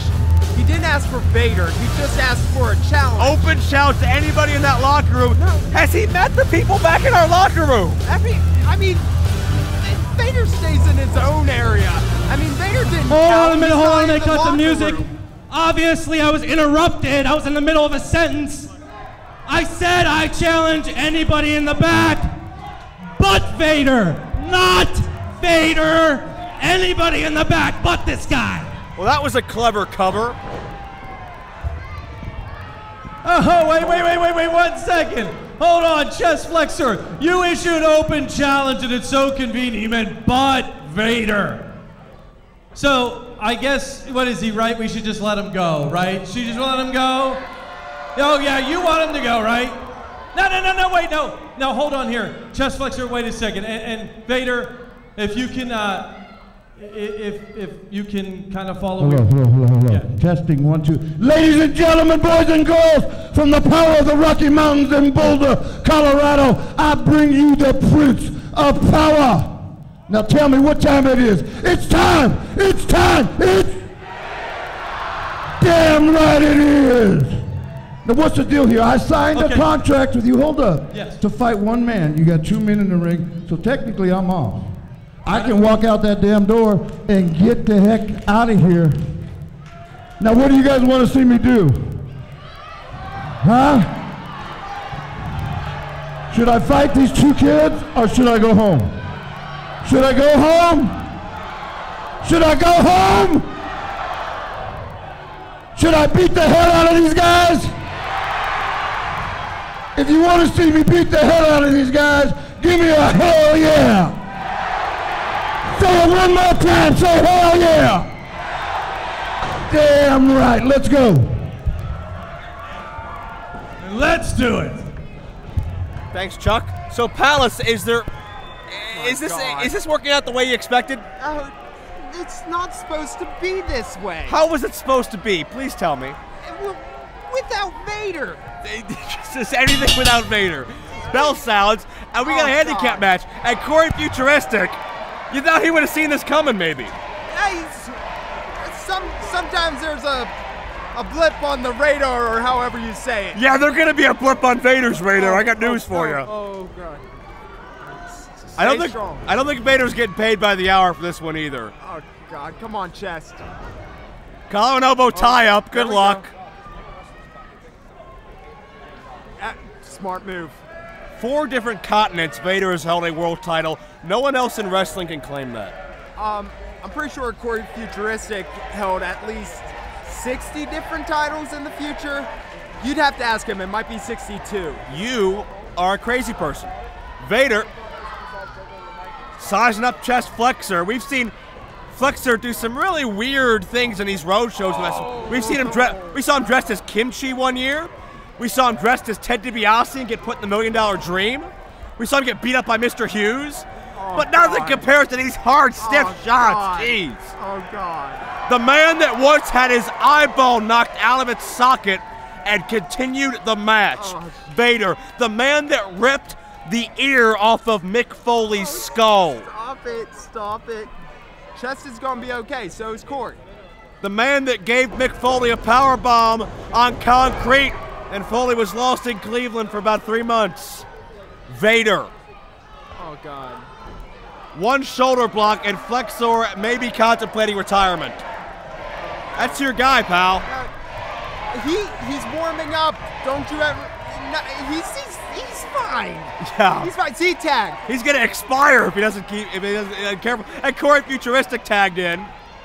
Oh, Corey got this. He knows his weaknesses. He's about $120, soaking wet with a brick in his pocket.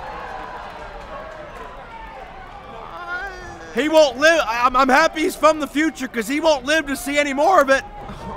Oh, God. Stay strong, boys. Yeah, stay strong. Stay breathing. Oh, my Lord! Oh, my Lord. Is he okay? No, not even. Stop this match. He's not Lennox, even remotely close to okay. Can someone stop this match? None of these people are okay. No. Oh. Vader's having fun. No, shut up, people. Don't encourage this guy. This guy's a monster. You want to pick a fight in IWC? This is what you get. No, you get off that rope. No. He's 450! He's 450! Vader bomb! Oh my God! Good night! Chest! No, that was 2.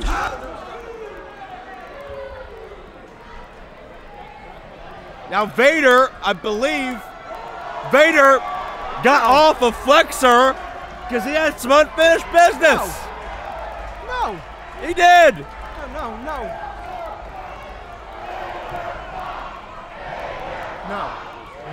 The man that once hospitalized Gorilla Monsoon. No. Stop. One more time. Here it comes. The Vader bomb. Oh my God. That'll do it. Here is your winner, Vader! Somebody get a medic. The legend is victorious. Hollis, how you doing, buddy? This is what you wanted, right? Open challenge. Are they okay?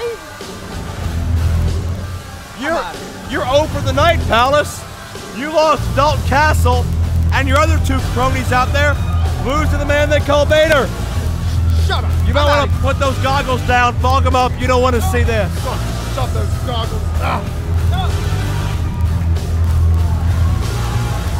Andrew Palace out of here in a huff. But man, what a performance for the man they call Vader. Disposes of 2 individuals at once, and Chest Flexor's bad luck against the legends of our industry continues yet another year.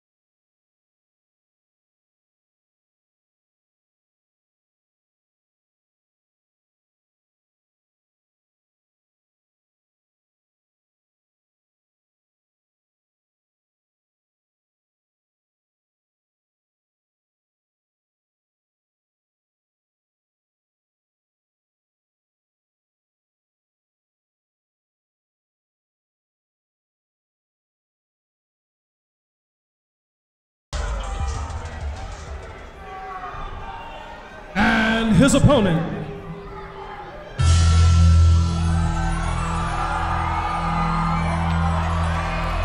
He weighs in at 238 pounds, wrestling out of Hollywood, California.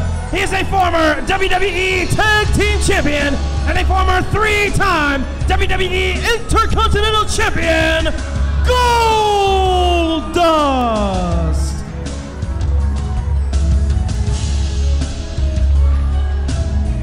This man has held a lot of major championships, but he has never held the top championship in any given promotion. But tonight could be the night of the son of a plumber.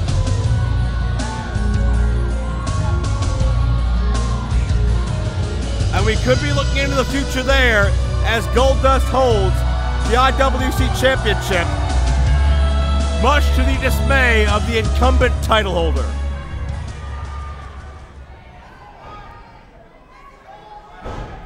Goldust has been one of the most polarizing and captivating personas for over a decade. I talked earlier about Dennis Gregory, about men that can beat you before the bell even rings. Men that can win that human game of chess and beat you mentally.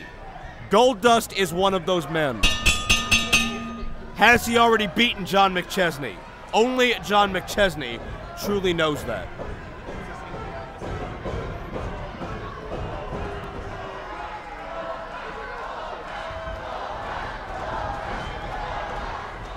This crowd is on their feet for Goldust, many of them.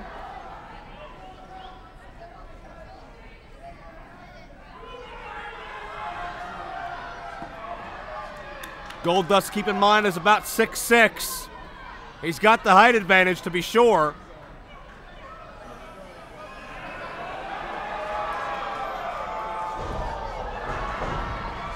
And back to the mind games. One Huss, or whatever you want to refer to that as, and McChesney's out of the ring already.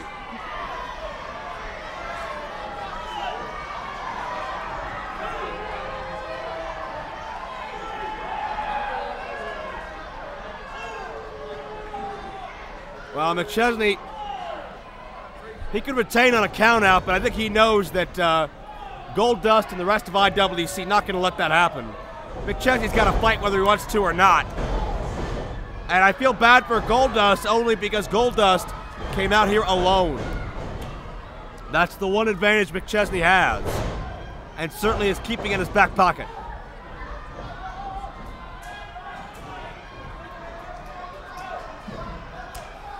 Yeesh. Big league fight. Oh, look out. Went for the chop. Could have broken his own hand on that hard iron ring post.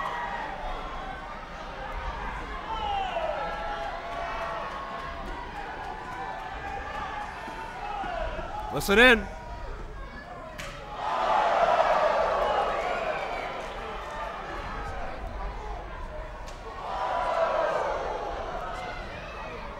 Well, we've talked through the years about McChesney's strikes, but can it compare to 6'6" and 240 or 50 of Goldust?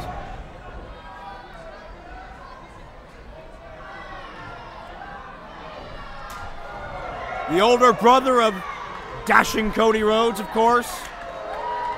Not much family resemblance except for toughness.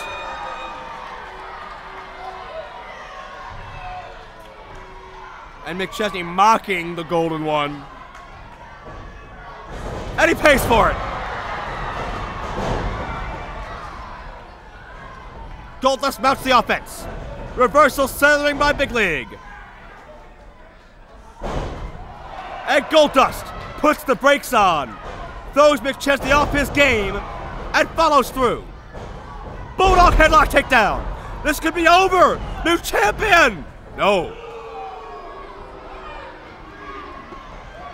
Goldust has put many away with the Bulldog. Move that's come naturally to him, you could say. And now the real Shattered Dream.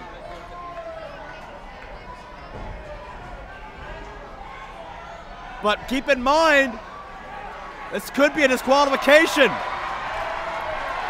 You can't win the title if you get disqualified. McChesney didn't want to brave it, didn't want to take the risk to save the belt. Not that I blame him. And Big League back regrouping with his minions.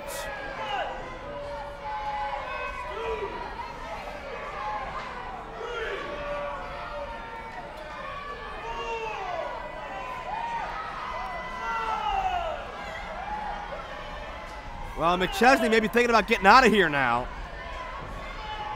The officials at 7. Well, get in the ring, John. Come on. Oh, come on. Well, he finally figured it out. McChesney protects the title. It's cheap, but it works. Ladies and gentlemen, here is your winner as a result of a count out, Goldust. However, titles can only change hands via pinfall or submission. Therefore, still IWC World Heavyweight Champion, Big League John McChesney.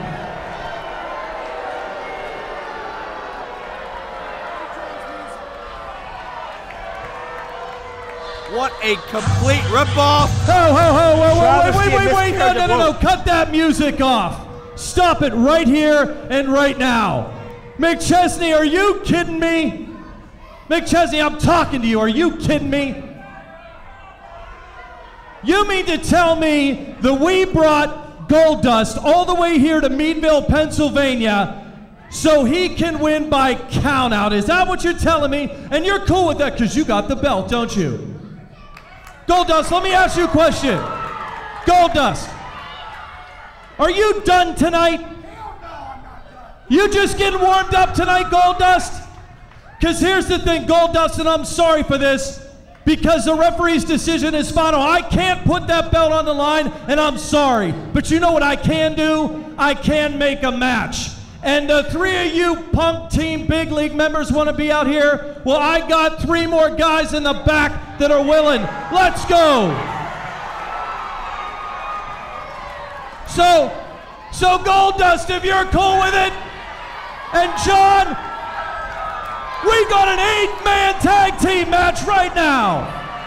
We got Logan Shulo, the heavy metal Jesus. 8-man tag team match. We have the Neon Ninja Facade, and we have the son of the Hot Rod. We got Colt Toombs out here. What a big-time team this is. Not a lot in common on paper, but man, a mutual disdain for Team Big League, you betcha. Oh, John. Oh, John, you're not going to get in the ring? You're not going to get in the ring? You refuse, huh? Oh, you guys all refuse? That's okay, Goldust, because I got one other little trick I can use as a promoter. You see, John, if you refuse to get in that ring, then why don't you hand me that title right here, right now? Well. So I'd say, John, I'd take you and your boys, and we got an 8-man tag. Pedro, ring the bell. That's all John McChesney needed to hear. He covets that championship like no other. And we have an impromptu 8-man tag main event. Meadville, Pennsylvania, Night of Superstars 2. Team Big League against what a makeshift team this is.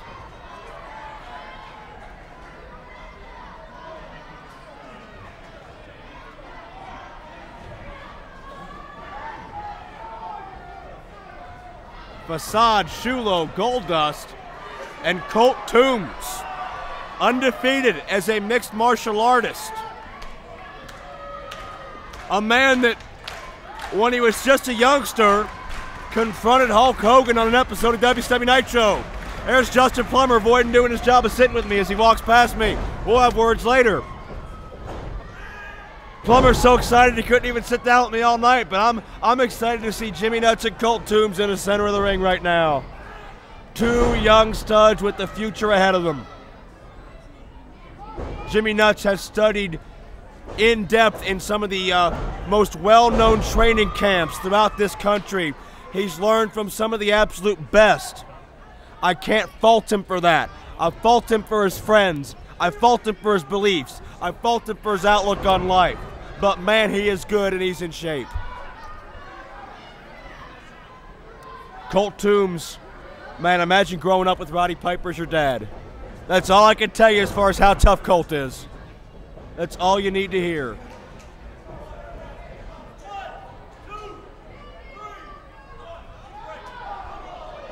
And Nuts with the elbow. Nuts a great striker. Colt reverses. Drop down. Up and over. Check this out. This kid's fundamentally sound. This kid's studied under the best. Not only did Piper teach him how to fight, he also taught him how to wrestle.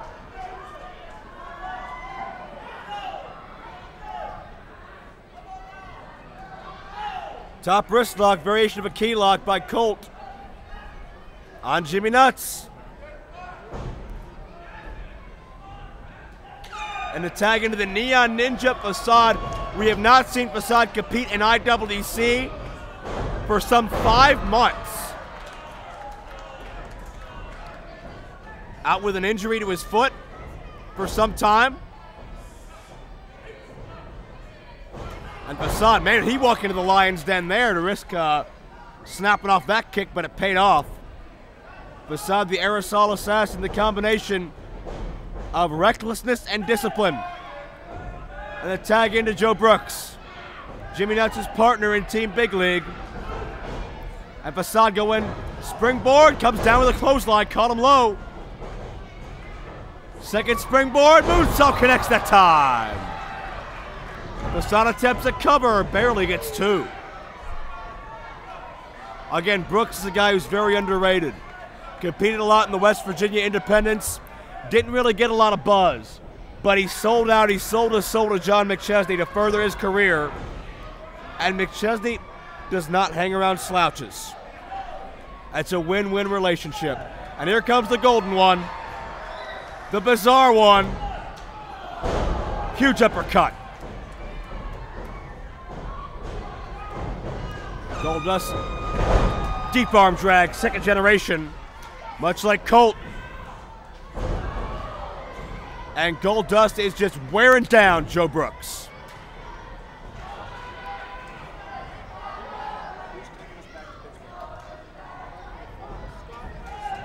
Tag into Shulo.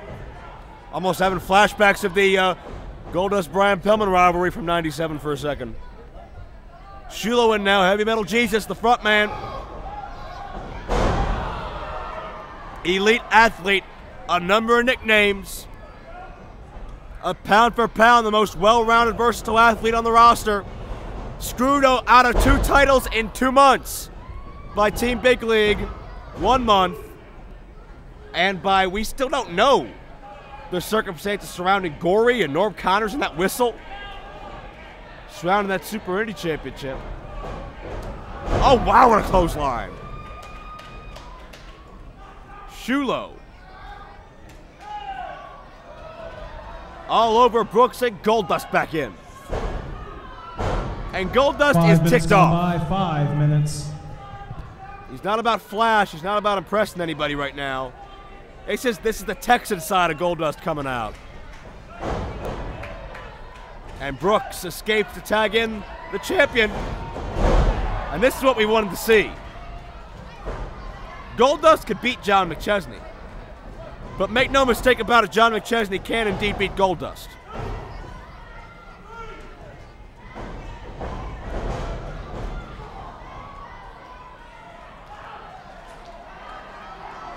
And Goldust, time to count along.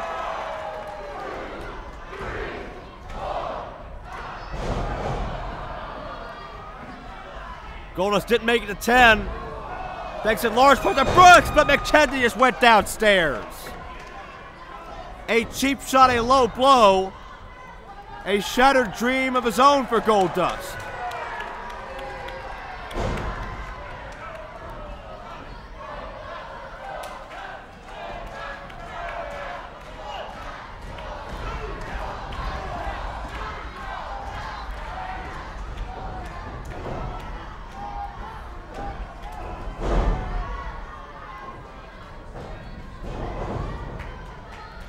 And this is the first time we've officially seen this huge man, Rex Lawless, who's got to be about 6'6" in his own right, came out of the crowd a month ago, assaulted Logan Shulo.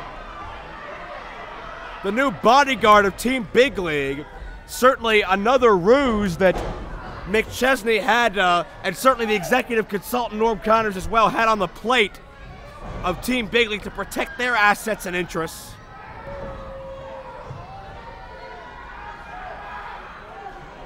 Tag back into Brooks, wearing away at Goldust. You want to isolate somebody, you isolate the biggest guy. His gas tank will run out soonest.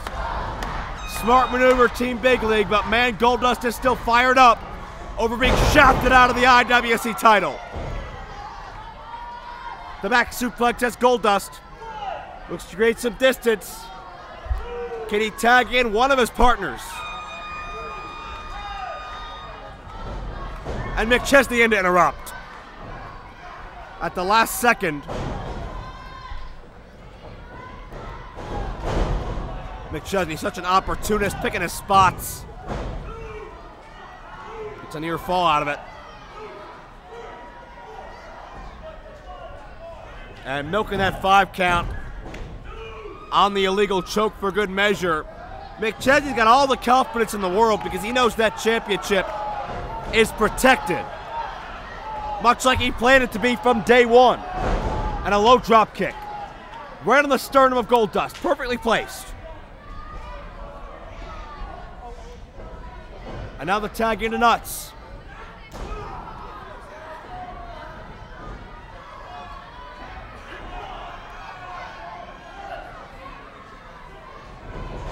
And a hard whip, and you can feel and hear the metal reverberate.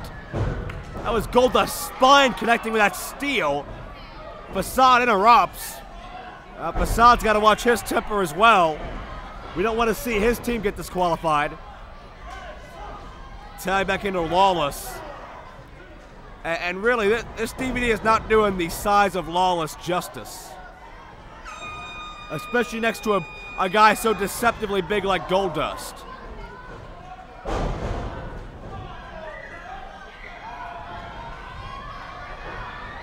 Rex into the cover, almost puts Goldust away.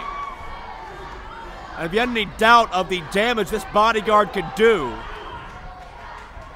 look no further than that ring. Tag into McChesney.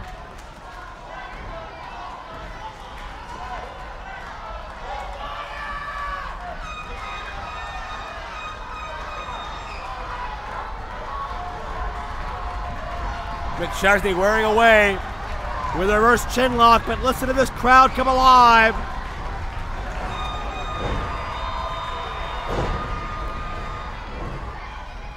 And now Goldust reverses, backslide, driving with the legs, near fall.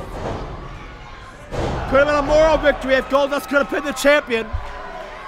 As Goldust snaps off the DDT, and again, looking for that 10 tag. minutes gone by in this contest, 10 minutes.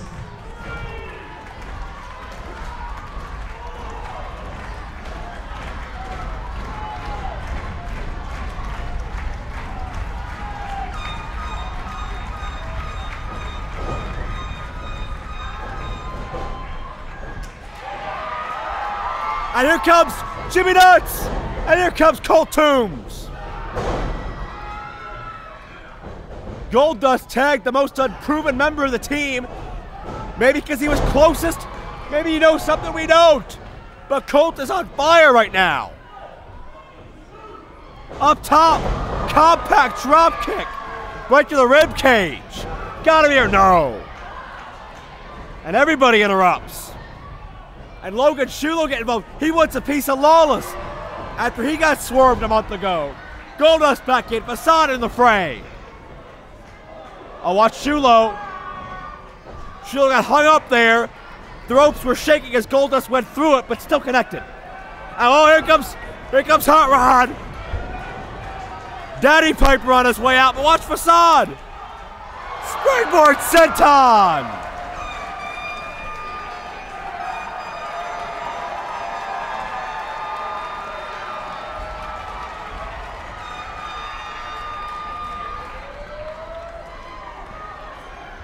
Action spilling all over this building.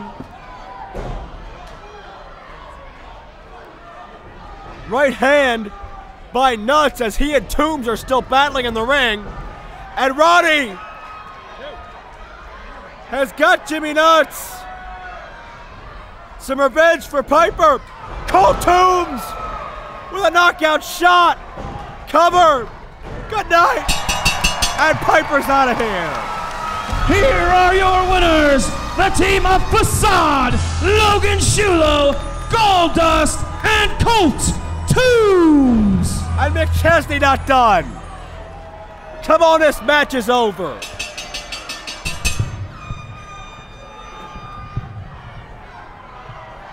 McChesney assaulting Roddy Piper's young son. The match is over. What are you proving here? Here comes Goldust.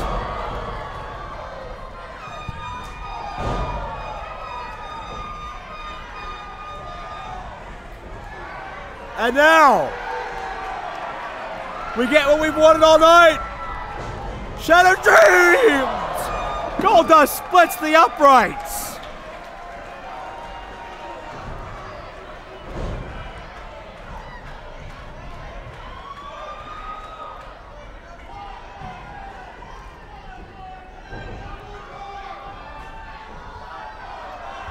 And Team Big League has been hit where it hurts the most. I don't mean the pocketbook.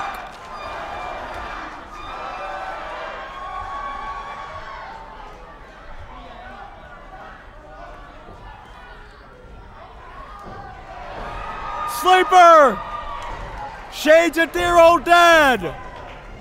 McChesney going night-night.